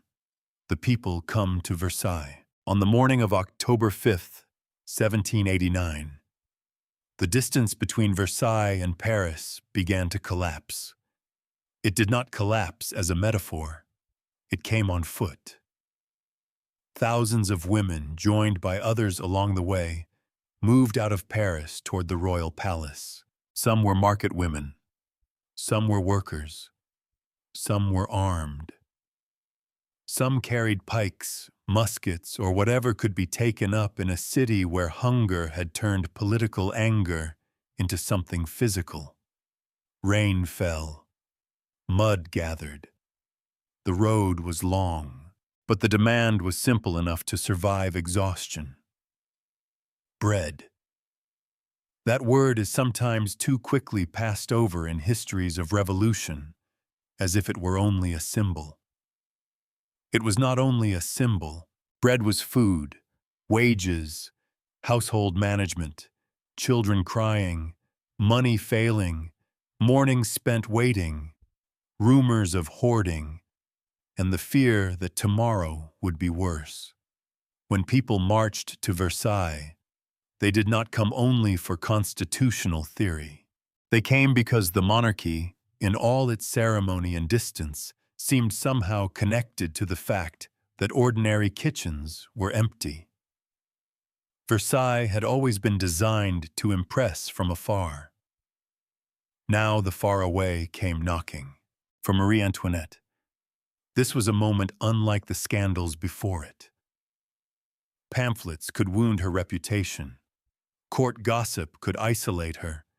The necklace affair could humiliate her. But the March on Versailles brought public anger into the physical space of monarchy. The people did not merely speak about the palace. They entered its world. That change matters. For years, Marie Antoinette had been imagined by people who had never seen her except through prints, stories, and rumor. She had been a distant screen for resentment. But on October 5th and 6th, distance no longer protected the royal family or the crowd from one another. The Queen was not an image in a pamphlet. She was a person behind doors that could be forced open. The day unfolded in confusion, negotiation, fear, and bad weather. The crowd reached Versailles and demanded bread, action, and the king's attention. Political grievances mixed with immediate hunger. Members of the National Assembly were already there, struggling to define a new France while the old France still slept in royal apartments nearby. The entire scene had the unstable quality of a world trying to decide whether it was still ceremonial or already violent. Louis XVI eventually met some of the women and made promises about grain. For a moment, it seemed possible that the crisis might soften. But crowds do not become calm simply because a king speaks, especially when hunger has taught them to distrust promises. Through the night, tension remained. Then, before dawn on October 6th, violence broke into the palace. Guards were attacked. Corridors filled with alarm. The royal family's private world, protected for generations by rank and architecture, suddenly proved fragile. Marie Antoinette was rushed from her chambers. Accounts of the precise moments vary in detail, as accounts from chaos usually do, but the meaning was unmistakable. The barrier between the Queen and popular rage had failed. The golden cage was no longer only suffocating. It was breached. One of the most famous scenes came when Marie Antoinette appeared on a balcony before the crowd. She stood with her children at first. Then, according to many accounts, remained alone. The gesture has been interpreted in different ways. Courage, calculation, resignation, royal instinct, maternal exposure turned into political theater. Perhaps it was all of these at once. A woman who had long been accused of cowardice and contempt now faced a crowd that might have killed her. The crowd did not kill her. Some shouted. Some were moved. Some reportedly called out for the children to be taken away, then responded to the Queen's solitary appearance with a strange, temporary recognition of dignity. This did not mean they loved her. It did not mean the old hatred had vanished. But for a brief moment, the symbol and the person overlapped in public view, and the result was not as simple as propaganda had promised. That is one of the unsettling truths of revolutionary crowds. They can be brutal, but they are not always emotionally uniform. Pity, anger, hunger, spectacle, fear, and political purpose can exist in the same mass of bodies. A crowd can demand blood in one breath and be moved by a gesture in the next. It is tempting to turn such moments into neat legends. They resist neatness. By the end, the outcome was clear. The royal family would leave Versailles. They would go to Paris. This was presented as a kind of reconciliation. The king returning to his people, the baker and his family brought to the capital, the monarchy placed where the nation could see it. But beneath the language of unity was compulsion. The royal family was not freely choosing a new residence. They were being moved by the force of public pressure. Marie Antoinette's world physically closed in. This is the point where Versailles, as a political universe, effectively ends for her. She would not again live as the queen of that vast ceremonial machine. The palace that had watched her, judged her, adorned her, and trapped her was now behind her. She had once tried to escape it through the Petit Trianon.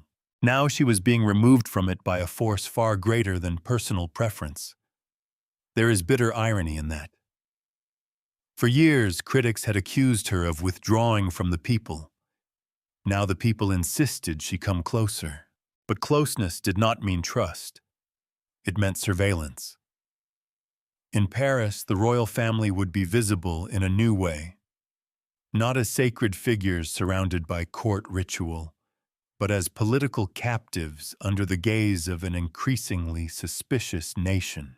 The move to the Tuileries Palace changed the emotional geometry of monarchy. Versailles had created distance, and distance had helped breed fantasy. Paris created proximity, but proximity did not heal the fantasy. It made it more intense. Every gesture could now be watched by citizens, guards, politicians, journalists, and enemies.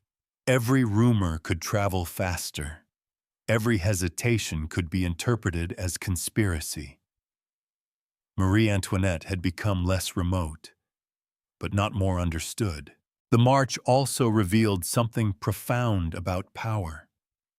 The old monarchy depended on the idea that authority descended from above, from God, dynasty, tradition, and crown. The October days suggested the reverse. Power could rise from below, wet, hungry, armed, disorganized, and unstoppable. It could walk to the palace and bring the king home. That image changed France. It changed the queen, too. After October 1789, Marie Antoinette could no longer pretend that reputation was merely a court problem, or that public anger was an unpleasant noise beyond the gates. The anger had reached her bedroom door. It had looked up at her balcony. It had escorted her family to Paris. And yet, even here, we should avoid making her only a victim. The women who marched were not villains in a royal tragedy. They were people living under real pressure, confronting a political system that had failed to answer urgent needs. Their fear was not invented. Their hunger was not propaganda. To them, Versailles was not a golden cage. It was the center of a world that demanded obedience while offering too little bread.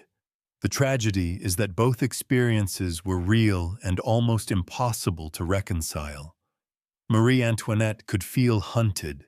The crowd could feel abandoned. The queen could see invasion. The people could see justice.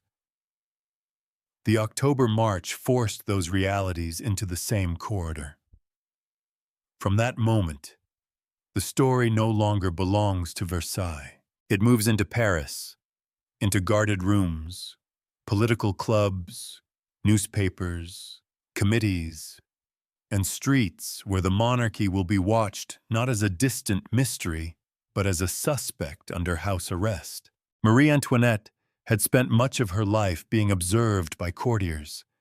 Now she would be observed by a revolution, and this new gaze was colder, broader, and far less willing to forgive. The Tuileries Palace did not feel like freedom. It stood in Paris, close to the political heart of the revolution, surrounded by streets where opinion moved quickly and suspicion could gather faster than royal messengers. For the public, bringing the royal family there had a satisfying logic. The king would no longer be hidden at Versailles. The nation could watch him. The people could claim proximity to the power that had once seemed unreachable. But proximity is not the same as reconciliation. For Marie Antoinette, the move to the Tuileries changed the nature of captivity. Versailles had trapped her inside ceremony. Paris trapped her inside politics. The old palace had been a golden cage of etiquette and mirrors. The new one was a residence under pressure, a place where guards, officials, servants, journalists, and revolutionaries all formed a shifting wall around the royal family. They were not yet prisoners in the full legal sense, but they were no longer free. This in-between condition is important. It produced some of the worst decisions of the monarchy's final years, because everyone involved had to act inside ambiguity. The king still wore the crown. He still performed public functions. The queen still occupied royal rooms. Their children still lived as royal children. And yet the old authority had been broken. Each gesture now belonged to a political struggle over what the monarchy would become: constitutional, symbolic, obedient, resistant, or doomed. Marie Antoinette began to change under this pressure. The image fixed in public memory was still the young queen of fashion and pleasure, but the woman inside the Tuileries was no longer only that person. She had endured years of vilification. She had seen a crowd force her family from Versailles. She had watched her husband's authority shrink, and the revolution's demands expand. Fear sharpened her. Motherhood deepened her sense of danger. Isolation made her more political, not less. This is one of the great reversals in her story. The queen once accused of frivolity became, in crisis, one of the more determined defenders of royal authority. Whether this made her courageous or dangerous depends on where one stands.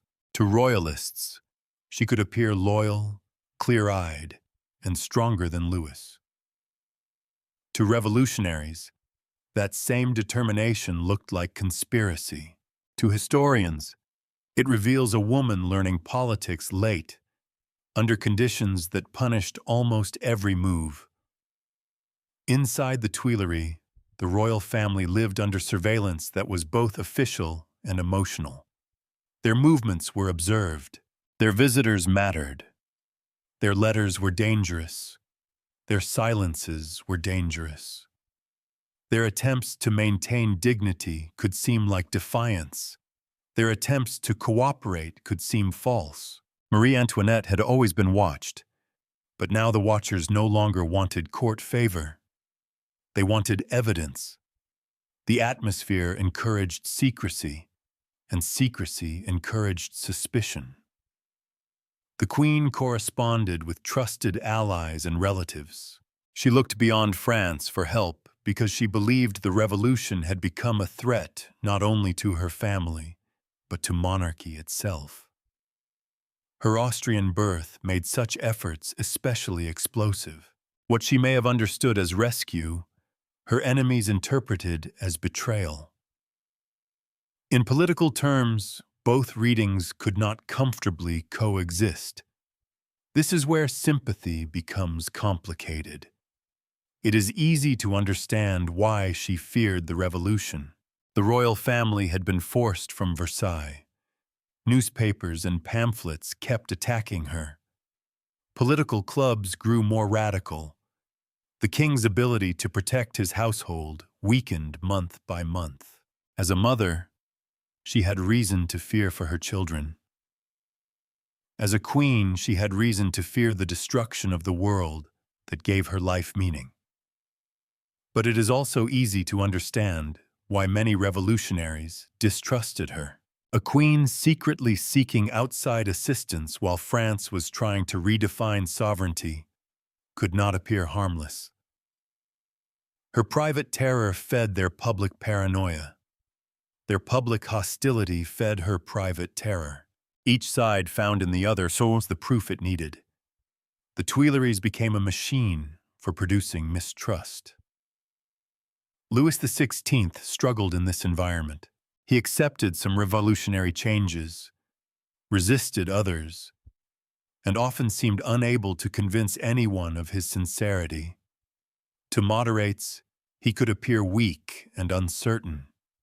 To radicals, deceptive. To royalists, painfully constrained. His tragedy was partly temperamental. He was not built for decisive performance in a moment when hesitation looked like guilt. Marie Antoinette, by contrast, could appear more forceful. But force without secure power can become perilous. She could urge firmness, cultivate contacts, assess ministers, and hope for a reversal of fortune. What she could not do was restore the old monarchy by will alone. The institutions around her were shifting too quickly, and the moral authority of the crown had already been deeply damaged. Here again, the legend distorts scale. The hostile version makes her the hidden engine of counter-revolution, a foreign-born queen manipulating a weak king and conspiring against the nation at every turn. The romantic version makes her only a frightened mother, nobly enduring humiliation. Neither image is sufficient. She was frightened, and she was political. She was a mother, and she was a queen. She sought safety, and she sought restoration. Her choices were shaped by danger, but they also increased danger. Human beings in crisis are rarely clean symbols. At the Tuileries, the royal family tried to preserve fragments of ordinary life. Meals, lessons for the children, religious observance, controlled appearances, carefully managed conversations. These routines mattered because routine can keep despair from taking over. But the palace was not a home in any simple sense. It was a stage on which the monarchy's remaining credibility was tested daily. Outside, Paris argued over the future. The revolution was not one single mind. It contained constitutional monarchists, republicans, moderates, radicals, journalists, lawyers, workers, political clubs, neighborhood sections, and ordinary people whose commitments changed as events changed. Some wanted reform, not regicide. Some wanted a monarchy bound by law. Some no longer trusted kings at all.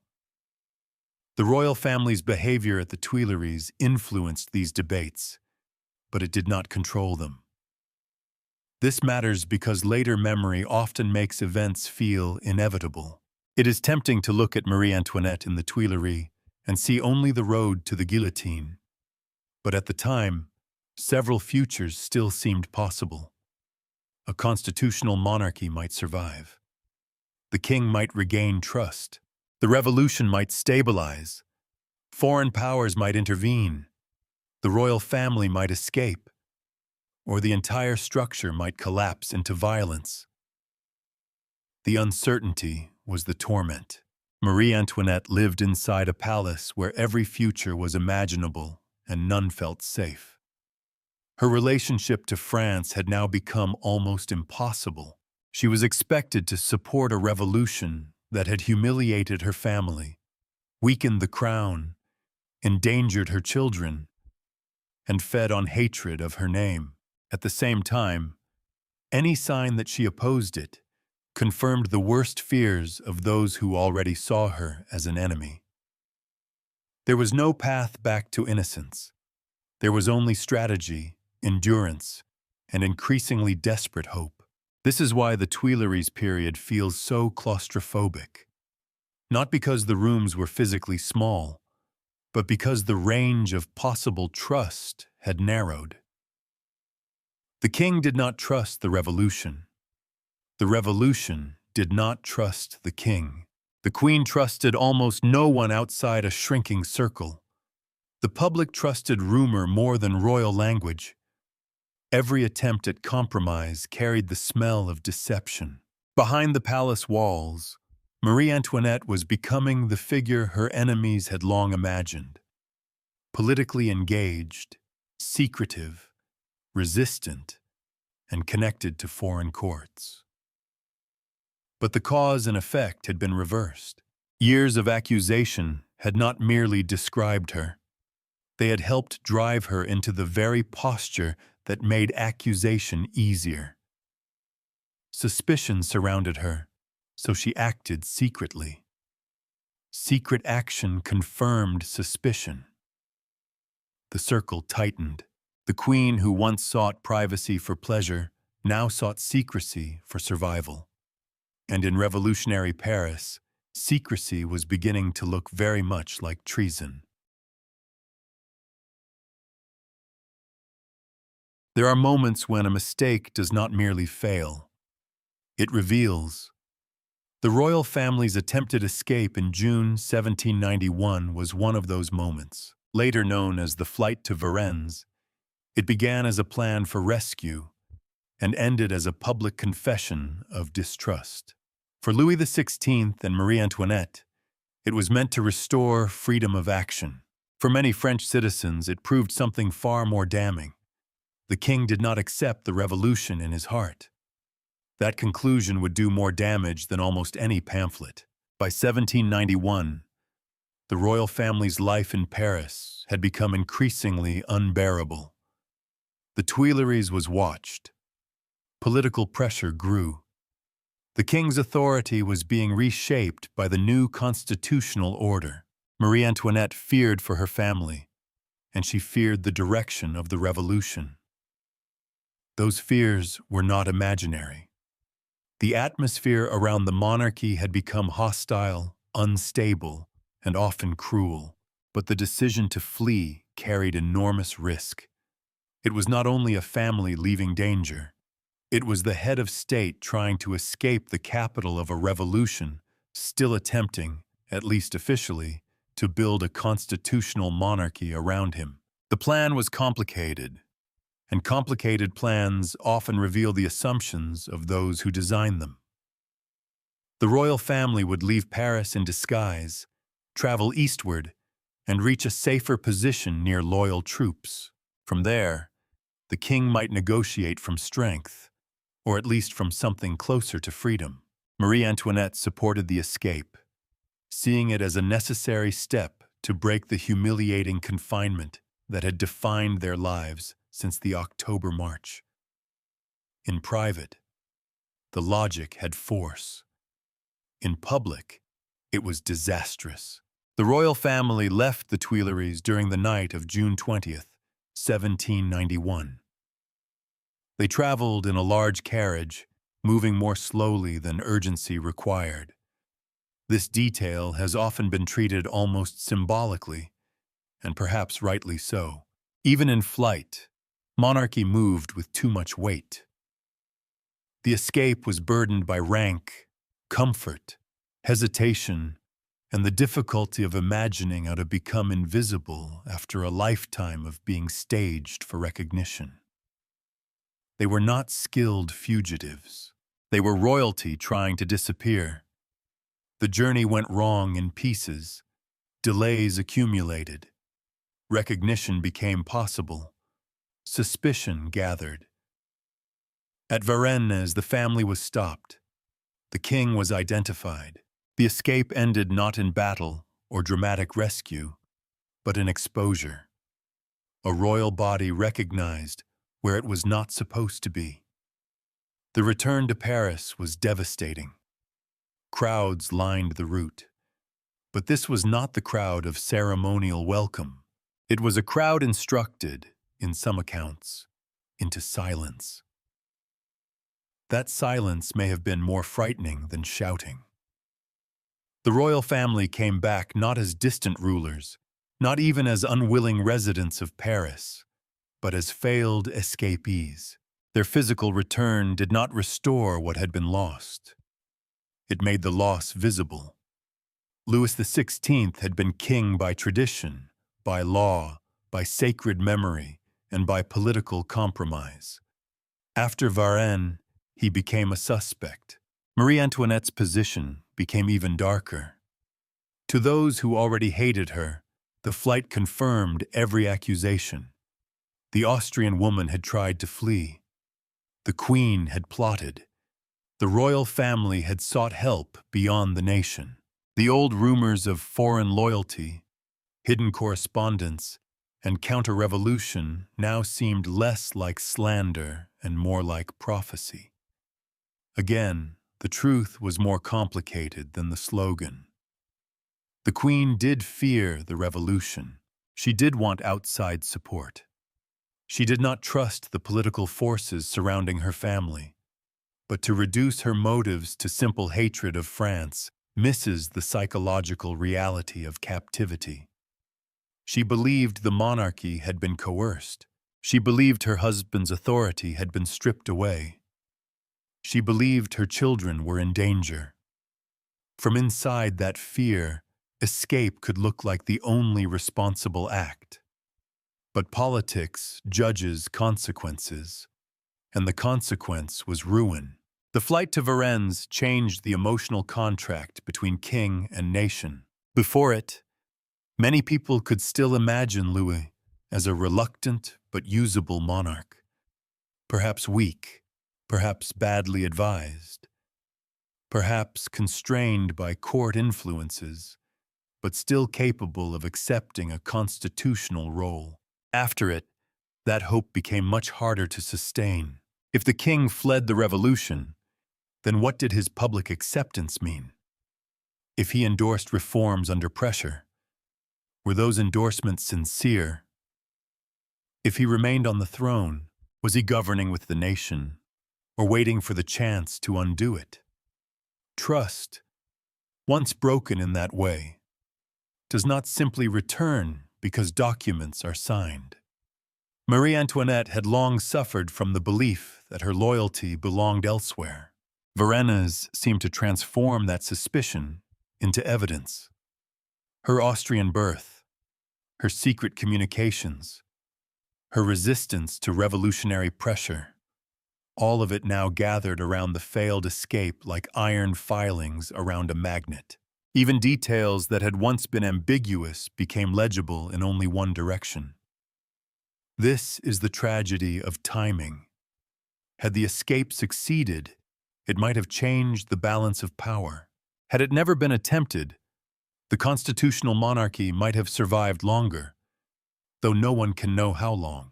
But a failed escape gave the revolution something uniquely destructive: proof of royal intention without the practical advantage of royal freedom.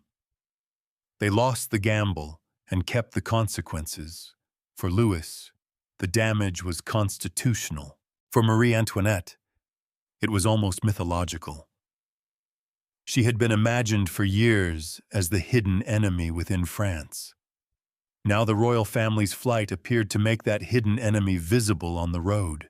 It did not matter that Louis was the king, that he made decisions, that ministers and advisors played roles, that the plan had multiple motives. In the popular imagination, the Queen's image absorbed the betrayal. She was easier to blame, because she had already been prepared for blame. The public imagination rarely wastes preparation. Varennes also exposed a deeper incompatibility between monarchy and revolution. A constitutional monarchy requires mutual belief. The king must believe he can reign within limits. The nation must believe the king accepts those limits. The royal family's attempted flight suggested that neither condition truly existed. The revolution might write a constitution, but how could it trust a monarch who had tried to leave? The king might swear loyalty, but how could he trust a movement that had made him feel imprisoned? The arrangement was not yet dead, but it had been hollowed out. For Marie Antoinette, the failure must have felt like a closing door. The Tuileries had been frightening before. After Varennes, it became something closer to a waiting room for disaster. Surveillance intensified, hostility sharpened. The royal family's smallest acts were now interpreted through the logic of escape. They were not simply watched because they were important. They were watched because they had tried to vanish. And yet the failed flight also reveals something oddly vulnerable about them. For all the conspiratorial power later assigned to Marie Antoinette, the escape was clumsy. It moved too slowly. It depended on secrecy, but carried the burden of royal habits. It imagined a path through a country more politically awake than the planners fully grasped. The monarchy had spent generations being recognized. Now recognition destroyed it. There is almost a dark lesson in that. A throne teaches people to see you. A revolution teaches them to stop bowing when they do. Versailles did not create hatred of Marie Antoinette. It confirmed the hatred already waiting for confirmation. It did not cause the monarchy's crisis. It exposed how little trust remained. It did not make execution inevitable. History almost never moves so cleanly, but after the failed flight, the path away from violence grew narrower. The Queen had tried to escape the gaze of Paris. Instead, she returned under a gaze harsher than before. From then on, every royal promise sounded rehearsed. Every royal silence sounded secretive. Every hope for compromise had to pass through the memory of a carriage stopped in the night. A king recognized. A family turned back. And a nation forced to ask whether its monarch had already chosen against it. The crown still existed. But after Versailles, many French citizens no longer saw it as misguided. They saw it as false.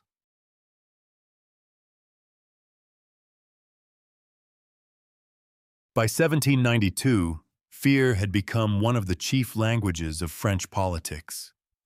It moved through speeches, newspapers, clubs, markets, military camps, palace rooms, and private letters. It changed shape depending on who carried it. Revolutionaries feared betrayal. Royalists feared anarchy.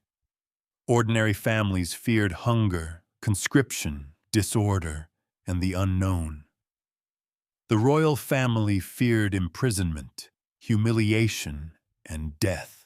Foreign monarchs feared the spread of revolutionary ideas beyond France's borders. Everyone had reasons, and fear, when it enters politics deeply enough, begins to look for enemies it can name. For Marie Antoinette, this was the most dangerous atmosphere imaginable.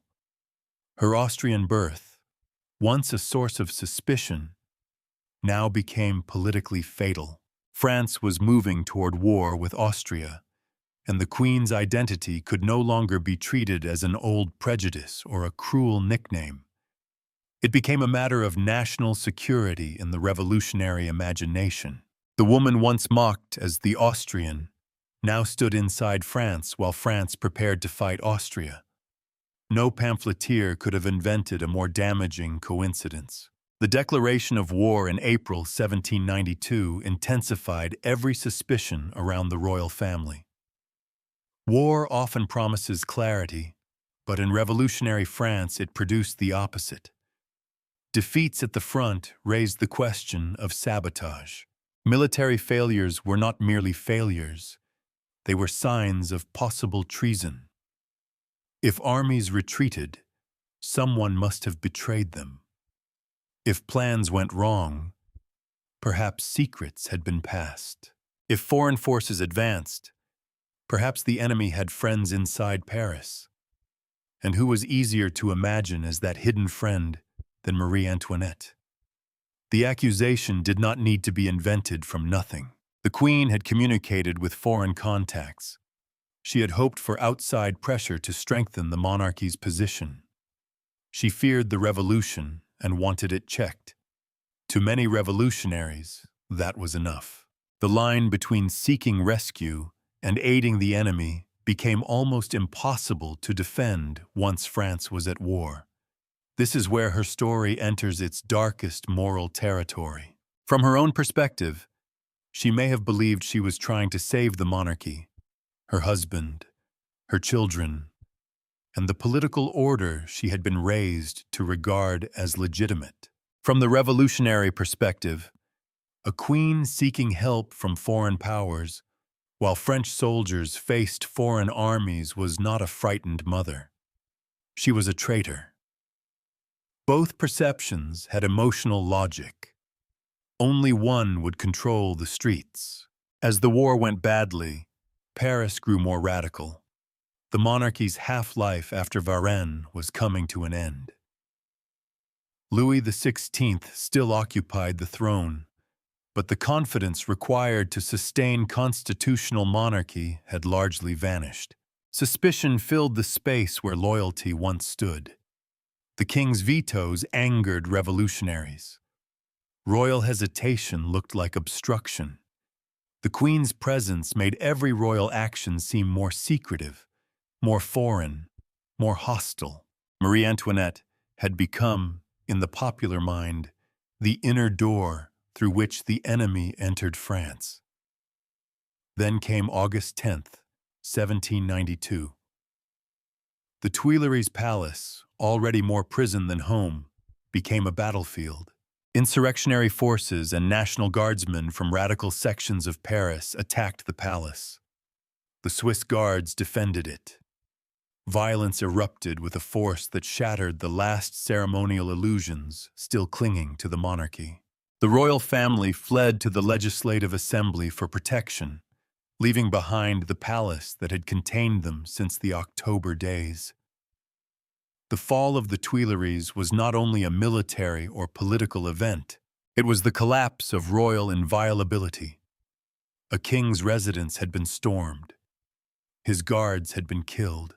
His family had fled not as sovereigns commanding order, but as endangered figures seeking shelter from representatives of a nation that no longer trusted them. The old language of majesty could not survive such a scene intact. For Marie Antoinette, the meaning was unmistakable. Versailles had been lost in 1789. Freedom of movement had been lost after Varennes. Now the monarchy itself was being stripped of practical existence. Soon, Louis XVI was suspended from power. The royal family was imprisoned in the Temple. It is easy to say those words too quickly, as if they were merely the next step in a familiar sequence. But for the people inside the event, the change was immense. A family that had once lived under rituals of impossible grandeur now occupied a medieval fortress under guard. Their possessions, movements, conversations, and contacts were controlled. Their names began to change in official language.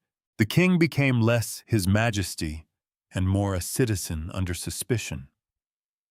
The queen moved closer to the identity that would later define her trial. Not sovereign consort, but enemy captive.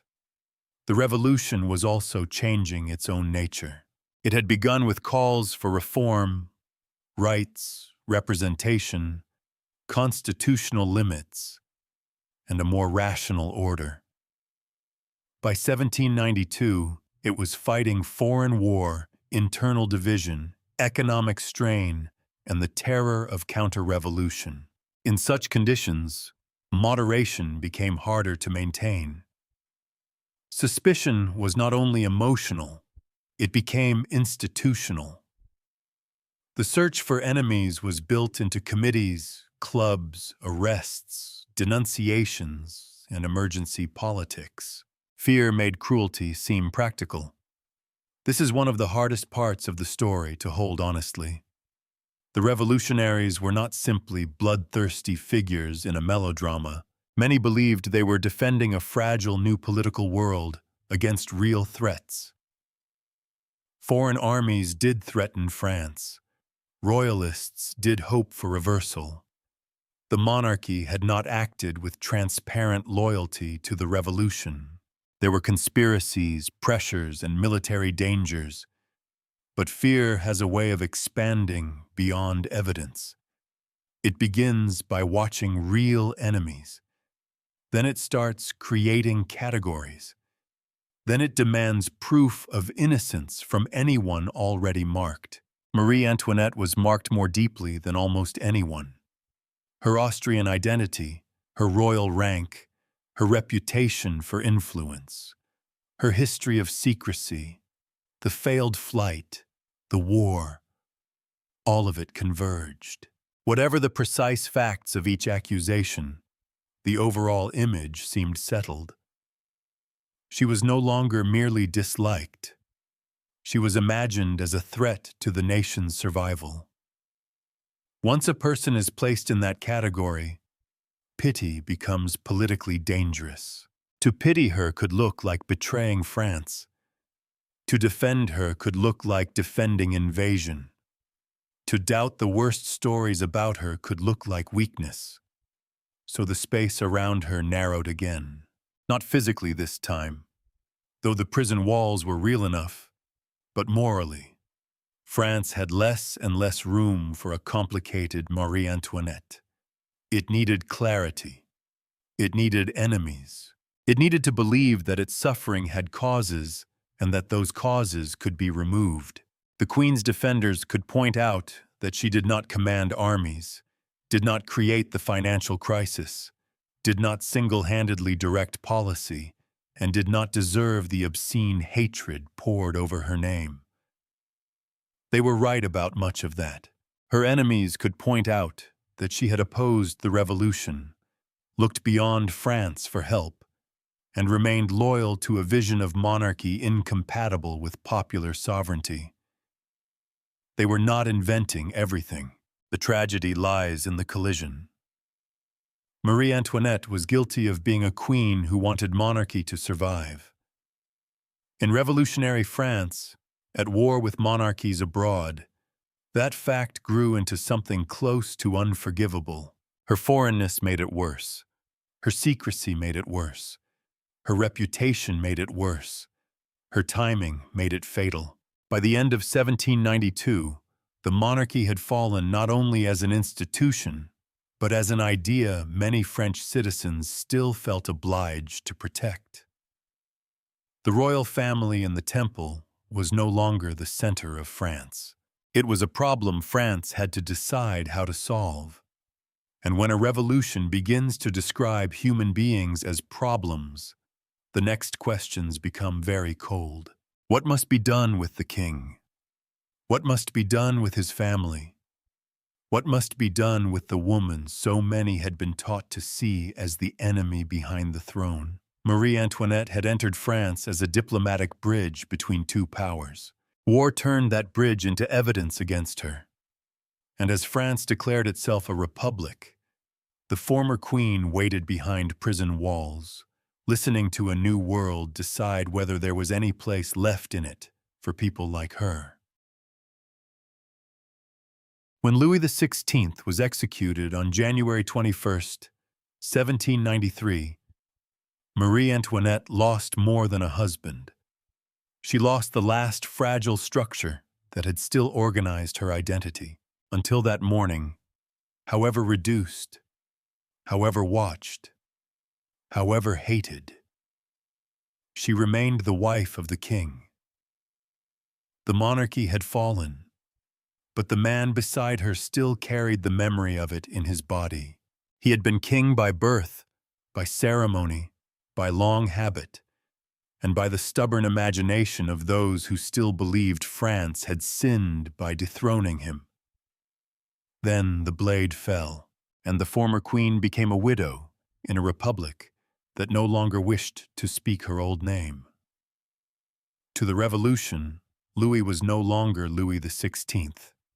He was Louis Capet, a citizen named after the dynasty from which the Bourbons had descended.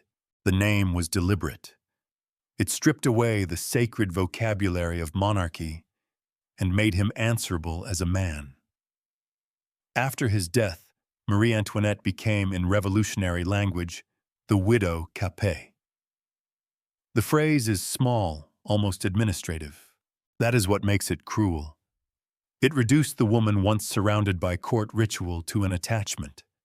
Widow of the executed man, remnant of a defeated house, prisoner awaiting whatever purpose the revolution next required of her. Titles had always been part of her prison, but their removal did not free her. It left her exposed. Inside the temple, grief had little room to unfold privately. The royal family's imprisonment had already compressed their lives into guarded spaces routines, inspections, and humiliations. After Louis's execution, that confinement became more desolate. Marie Antoinette was left with her children, her sister-in-law, Madame Elisabeth, and the knowledge that the revolution had crossed a threshold from which it would not easily retreat. Regicide changes the air. A nation can depose a king and still imagine mercy. It can imprison him and still imagine negotiation. But once it executes him, it must justify the act repeatedly to itself. The dead king becomes an argument. His surviving family becomes evidence, danger, or unfinished business. Marie Antoinette understood this, at least in the language of fear. Her position after Louis's death was more vulnerable than ever. She was no longer needed as a queen. She was no longer useful as the wife of a living monarch. She could not negotiate from strength. She could not retreat into ceremonial dignity. She could not count on the hesitation that had once surrounded the royal body. The sacred aura had been cut through in public, and what had been done to the king could be done to her. Yet the deepest wound of this period may not have been political. It was maternal. In July 1793, her son, Louis Charles, was taken from her. To royalists, he was Louis XVII, the child king in theory, though he never ruled. To the Republic, he was a dangerous symbol, a boy whose existence allowed hope to gather around a restored monarchy. As long as he remained with his mother, enemies of the revolution could imagine continuity. Bloodlines in monarchies are not private matters. A child can become a claim. The separation was devastating. Here, the story should be told with restraint, because later memory has often wrapped the royal children in layers of grief, sentiment, and political meaning. Royalist accounts emphasized Marie Antoinette's suffering as a mother, and there is no reason to doubt that suffering was real. But the child was also a political object in the eyes of the revolutionary state. That is the terrible collision. A mother loses her son, while a government believes it is removing a dynastic threat. Both realities occupied the same act. Marie Antoinette's daughter, Marie-Thérèse, remained with her for a time, as did Madame Elisabeth. But the separation from her son marked another stripping away. First Versailles, then political power, then freedom, then her husband, then her child. Each loss reduced the circle in which she could still recognize herself. The queen of fashion was gone. The queen of salons and theaters was gone. The queen on the balcony was gone. Even the imprisoned mother was being dismantled. What remained was a woman under guard, increasingly ill, aged by grief, and still hated by people who had never needed her to be strong in order to fear her. This is important. Marie Antoinette's actual power by 1793 was almost non-existent. She had no army, no treasury, no court faction capable of saving her, no diplomatic freedom, no command over policy. Her body was confined. Her letters were controlled. Her movements were restricted. Yet symbolically, she remained enormous. That is the strange afterlife of power. A fallen queen may be politically helpless and still imaginatively dangerous. To revolutionaries under pressure, facing war, internal rebellion, food shortages, factional conflict, and the fear of betrayal, Marie Antoinette could not simply be left as a grieving widow. She was too useful as a symbol of the old corruption, too hated to ignore, too closely tied to Austria, too deeply embedded in the revolutionary story of treason. Her suffering did not erase the function she served. If anything, her helplessness created a problem. What do you do with a defeated symbol that still gathers meaning? Keeping her alive allowed royalists to mourn around her. Killing her risked turning her into a martyr. Trying her required evidence. But hatred had long since outrun evidence. The revolution had spent years learning to speak of Marie Antoinette as if she were the source of France's humiliation. Now it had to decide whether the actual woman could bear the weight of that accusation in court. During these months, her old reputation and her present reality became almost grotesquely mismatched. The pamphlet queen had been sexually monstrous, politically all-powerful, endlessly extravagant, dripping in diamonds and influence. The woman in the temple was a widow in mourning, separated from her son, physically weakened, and dependent on captors for the smallest conditions of daily life. But myths do not retire just because facts have changed. The myth had work left to do. This is where Marie Antoinette's story becomes less about what she could still do and more about what others needed her to mean. For royalists, she could become a suffering mother and Christian queen, noble in degradation. For revolutionaries, she remained the Austrian enemy, the corrupting force, the widow of the tyrant, the mother of a possible pretender. For later history, she would become still more things: victim, villain, fashion icon, scapegoat, warning. The living woman had less and less control over any of these roles. One of the tragedies of imprisonment is that it slows time while history outside accelerates. Days can become repetitive, even as the world changes violently beyond the walls. Meals arrive. Doors open and close. Guards change. Footsteps pass. A child's absence fills the room more loudly than any crowd. News comes fragmented, delayed, filtered through hostile mouths or whispered hope. The prisoner lives in waiting, and waiting becomes its own form of punishment. Marie Antoinette waited as France radicalized further. By the autumn of 1793, the revolution was entering one of its most severe phases. Suspicion, emergency, and ideological certainty were hardening into a politics of survival. The former queen's trial was no longer a distant possibility. It was becoming a requirement, almost a ritual. The revolution had judged the king. It would now judge the woman it had spent years imagining beside and behind him.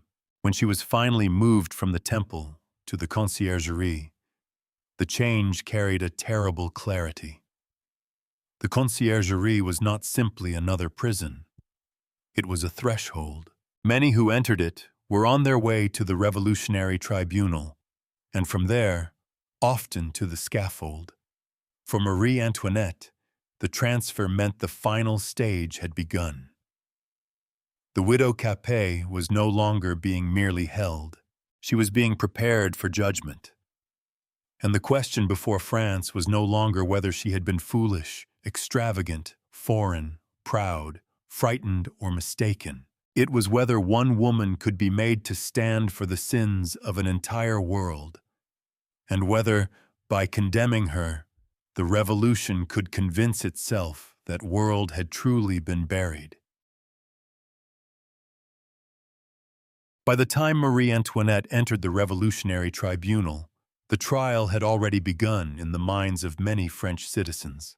The formal proceedings took place in October 1793, but the case against her had been prepared for years in rumor, scandal, political suspicion, and fear.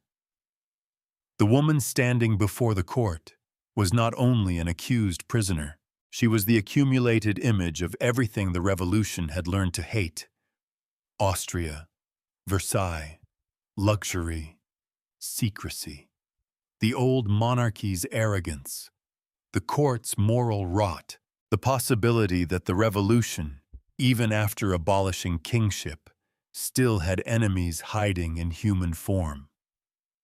A courtroom is supposed to narrow the world to evidence. This courtroom widened it into symbolism. Marie Antoinette was accused of political crimes, conspiring against France, maintaining contact with foreign powers, draining the treasury, encouraging counter-revolution, and betraying the nation. Some of these charges grew out of real political conduct, especially her hostility to the revolution and her search for outside help. But the trial did not calmly separate what could be proved from what had merely been believed for too long. It could not resist trying the myth, and the myth was enormous.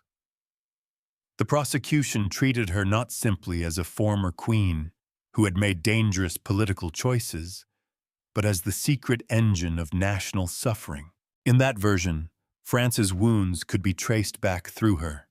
The debt, the war, the betrayal, the corruption, the bloodshed.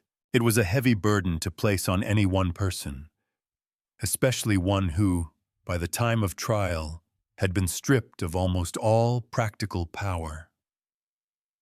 But revolutionary justice in moments of terror often asks a different question from ordinary justice. Not only, what did this person do? But, what does this person represent? And can the new order survive while they remain unpunished? That second question is where the danger lies. Marie Antoinette's defense faced an impossible task. To defend her as a misunderstood woman would not be enough, because she was not being judged only as a woman. To defend her as a queen would be worse, because queenship itself had become part of the crime. To defend her as a mother could move some hearts, but motherhood had also been dragged into accusation.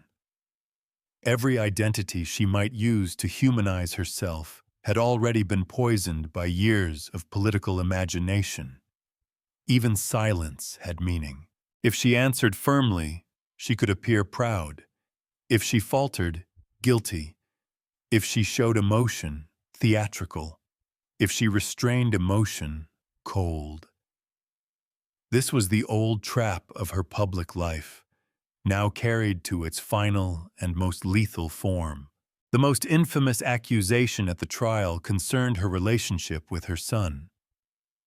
The charge was obscene, cruel, and almost certainly born from the political manipulation and suffering surrounding the imprisoned child.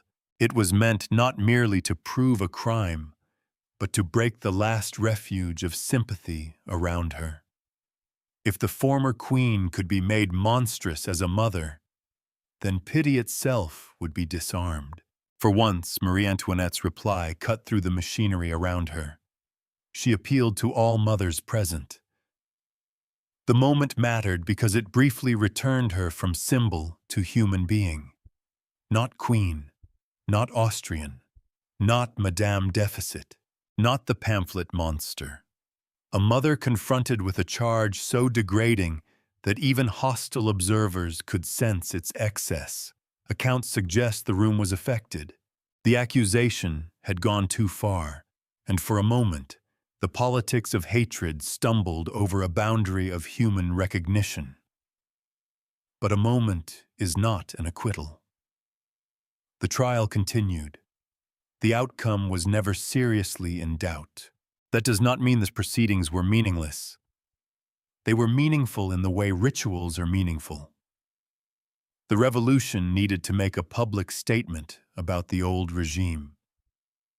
It had executed the king in January, but Marie Antoinette carried a different kind of symbolic weight. Louis had represented tyranny in law and sovereignty. She represented corruption in the imagination, more intimate, more theatrical, more easily made obscene. His trial judged kingship. Hers judged the fantasies attached to queenship. This distinction is important. Louis XVI had been the formal ruler. He had constitutional responsibility. His death marked a political rupture. Marie Antoinette, however, had often been treated as more dangerous precisely because her power was imagined as hidden. She was accused through influence, whispers, secret letters, foreign blood, sexuality, motherhood, and consumption.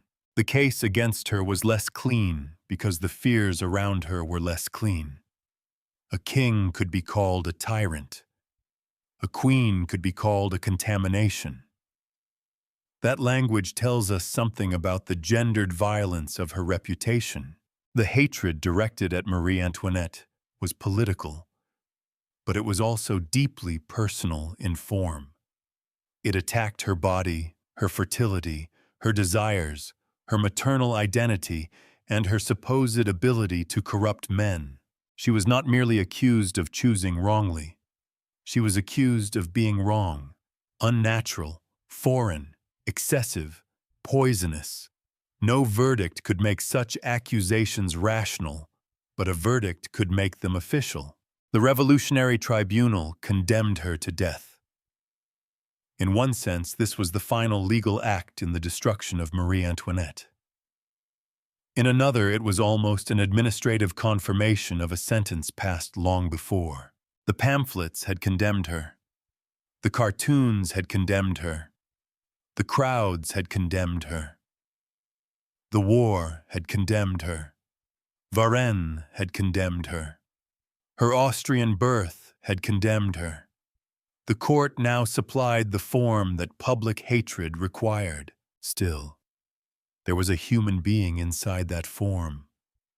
This is where historical judgment must be careful.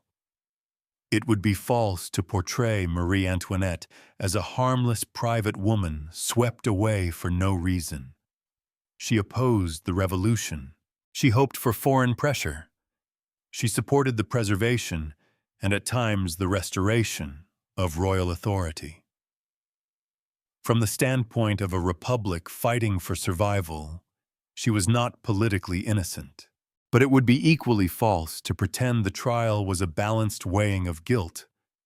It was shaped by emergency, vengeance, propaganda, and the need to transform fear into punishment. It mixed genuine political evidence with fantasy and humiliation. It judged a prisoner who had become useful not because of what she could still do, but because of what she could be made to mean. That is the central tragedy of the trial. Marie Antoinette stood before judges as a person, but the revolution answered a symbol. And symbols are rarely allowed a defense. By the end, she had been stripped almost completely. Her country of birth had become accusation. Her marriage had become guilt by association. Her motherhood had been violated in public language. Her past pleasures had been inflated into national ruin. Her political fears had hardened into treason. Her name itself had been replaced by Widow Capet, as if removing the title could reduce the history attached to her. Yet even in this diminished state, the revolution treated her as powerful. Not because she held power, because hatred had preserved it for her. A powerless woman can still terrify a political movement if that movement has spent years teaching itself that she explains its suffering. To spare her would have required France to admit that the story was more complicated than the myth. In October 1793, complication was not what the revolution wanted from Marie Antoinette. It wanted closure. It wanted a body to answer for an order. It wanted the old queen to die so the old world might seem less capable of returning. The verdict did not settle the truth. Trials often fail at that when history enters the room too heavily armed. What it did settle was the direction of the final journey. The woman who had once crossed Europe as a child bride in a diplomatic carriage would now cross Paris in another cart, watched by another crowd, carrying not jewels, not alliances, not the hopes of empires, but the entire weight of a reputation that had outgrown the life beneath it. The tribunal had spoken. The symbol had been condemned. Now only the woman remained to meet the morning. The morning of October 16th, 1793, did not need to invent its cruelty. It had inherited enough. Marie Antoinette had spent the final hours in the conciergerie, the prison that stood like a threshold between judgment and death. She was no longer surrounded by the layered rituals of monarchy. No court ladies arranged her appearance. No chamber ceremony marked the beginning of the day. No title protected the body that had once been treated as part of the state. There was only a condemned woman preparing to leave. By then, she was 37 years old. Not elderly, not yet by any ordinary measure, but the years had become heavy on her. Imprisonment, illness, grief, and fear had done what time alone had not. The girl sent from Vienna, the young queen of Versailles, the mother in the temple, the accused woman before the tribunal, all of them seemed to gather into this last, reduced figure. Her hair had been cut. Her hands would be bound. She would be taken not in a closed carriage, as some earlier condemned nobles had been, but in an open cart. That detail mattered. The revolution understood visibility. Monarchy had once used spectacle to create reverence. Revolutionary justice used spectacle to create warning. A public execution was not only a punishment, it was a message performed before witnesses. The crowd did not merely observe death. It confirmed the new order by watching the old one made mortal. Marie Antoinette had lived much of her life under the gaze of others. Versailles had watched her for etiquette. Pamphlets had watched her in fantasy. Paris had watched her as a suspect. The tribunal had watched her as an enemy. Now the crowd watched her as a body moving toward the scaffold. The gaze had changed, but it had never left. There is a temptation in telling this final morning to make it too beautiful or too theatrical. Royalist memory would later emphasize her dignity, her piety, her suffering, and her courage. Revolutionary hostility had already emphasized her guilt. Modern retellings often choose one image or the other: martyr or monster, tragic queen or punished oppressor. The harder truth is quieter. She was a woman who had lost nearly everything and was about to lose the rest. That does not erase the political world she represented. It does not erase the privileges she held, the errors she made, the fears she acted upon, or the counter-revolutionary hopes that made her dangerous to those trying to defend the Republic. But neither does politics erase the human reality of the morning. Exhaustion, bodily weakness, the memory of children, the knowledge that no argument remained. The trial was over. The sentence was no longer language. It was logistics. She was placed in this cart and taken through Paris. The route carried her past people who had known her mostly as an image. Some had hated that image for years. Some came from conviction. Some from curiosity. Some because public death had become part of revolutionary life. In a city under pressure, spectacle could become a form of participation. To see the condemned was to feel history moving in front of you, even if you did not fully understand where it was going. For Marie Antoinette, the journey must have been a reversal so complete that it almost defies imagination. She had entered France as a princess in a ceremonial passage designed to transform her into a future queen. She now crossed the capital as Widow Capet, stripped of dynasty, privacy, and political future. The first journey had been arranged to bind monarchies together. The last was arranged to show that monarchy could bleed like anyone else. The streets were not the same streets she had known from inside royal processions. They belonged now to a different France, armed, anxious, watchful, convinced that survival required hardness. The revolution had created new words, new institutions, new enemies, new rituals. It had also created new fears.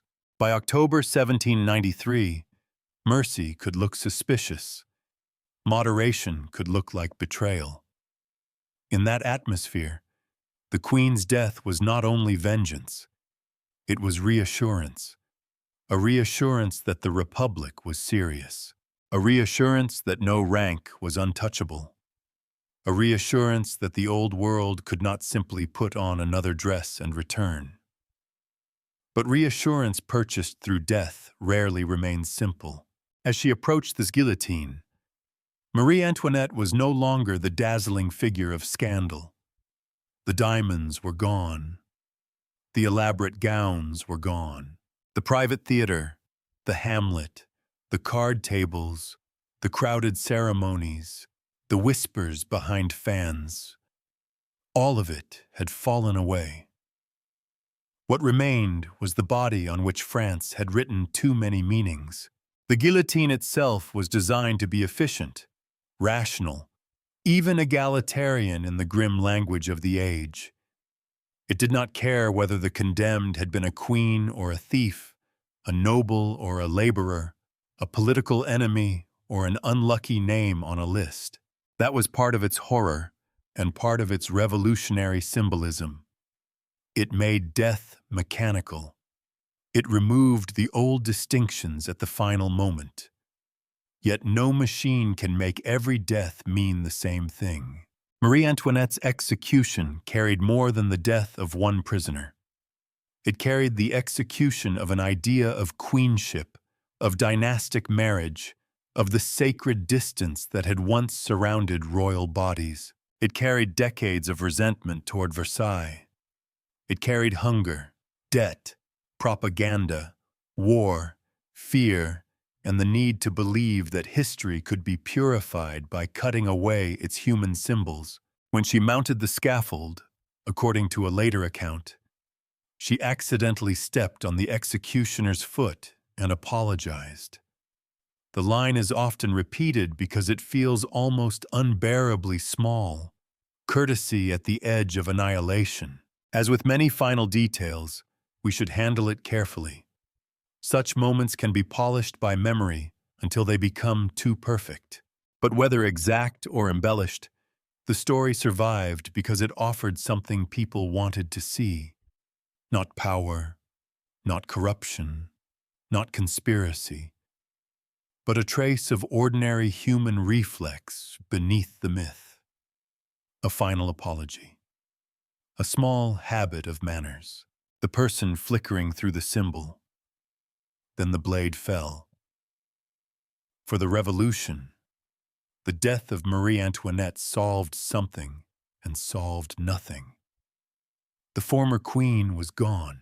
The hated Austrian woman could no longer write letters, inspire rescue plots, or gather royalist imagination as a living center. The Republic had demonstrated that even the most exalted figures of the old regime could be judged and killed. But France's troubles did not vanish with her. War continued. Fear continued. Political violence continued. Hunger and suspicion did not disappear because one woman had died. That fact is essential. If Marie Antoinette had truly been the source of the nation's suffering, her death would have felt like cure. Instead, it became one more act in a revolution still struggling to define the difference between justice and survival. The crowd dispersed. The machine remained. The body that had carried so much hatred was removed from view. And yet the image did not die. In some ways, this was the beginning of Marie Antoinette's longest life.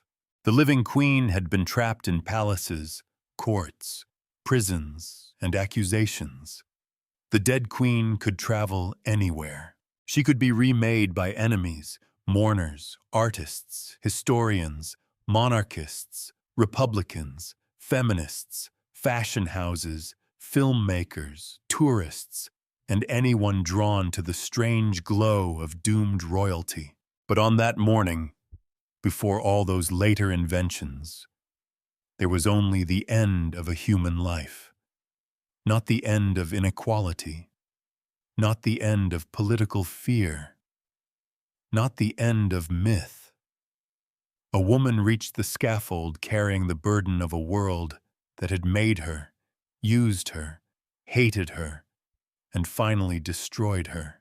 And for a brief moment, before history began arranging her again, Marie Antoinette was no longer a queen, no longer a rumor, no longer the Austrian woman. She was simply mortal. Marie Antoinette died once in Paris. Then history kept bringing her back. It brought her back as a villain, dripping in diamonds she did not always own, laughing over hunger she did not create, speaking lines she almost certainly never said. It brought her back as a martyr, purified by suffering, stripped of every fault until only the grieving mother and dignified victim remained. It brought her back as a fashion icon, a powdered silhouette in silk and feathers. It brought her back as a warning about luxury, propaganda, misogyny, monarchy, revolution, and the strange hunger people have for beautiful ruins. None of these versions is entirely false. That is why she survives. The villain contains real privilege. Marie Antoinette did live inside an unequal world and benefited from a system that placed ceremony above suffering. She did spend, retreat, favor, misjudge, and underestimate how her pleasures looked from beyond the palace gates. She was not a secret democrat trapped in lace. The victim contains real cruelty. She was attacked with lies, especially through her body, sexuality, motherhood, and foreignness. She was blamed for disasters larger than herself. By the end, the revolution judged not only what she had done, but what years of fear had taught people to imagine she was. The symbol contains both, and symbols are difficult to bury. Perhaps that is the reason Marie Antoinette remains so strangely alive in memory. She stands at the meeting point of contradictions we still recognize. Public image against private reality. Womanhood turned into political accusation. Luxury made visible, while systems remain hidden. A foreigner blamed for national decline. A person reduced until hatred can use her more easily than truth can defend her. Her story also reminds us that propaganda does not have to invent everything. It only has to arrange real details into a shape people want to believe. The gowns were real. The debts were real. The hunger was real. The political fear was real.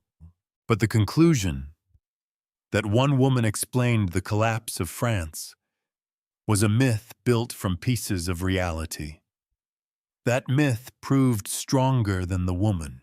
In the end, Marie Antoinette was neither the monster of revolutionary pamphlets nor the flawless saint of royalist mourning. She was more troubling than either. A privileged, often careless, sometimes brave, sometimes frightened human being caught inside a system that taught her to perform power, but not to understand the cost of it. When that system began to fall, it needed faces for its guilt, and hers was the most visible. So the central mystery does not end with a clean acquittal or conviction. It ends with a warning. History can punish the guilty and still lie about them. It can expose injustice and commit injustice in the same breath. It can tear down a cruel order and still choose a scapegoat because a scapegoat is easier to hold than a structure. Marie Antoinette's final tragedy was not only that she died, it was that, long before the blade fell, millions had already stopped needing her to be real. They needed her to mean something. And once a human being becomes useful as a symbol, the person beneath can almost disappear.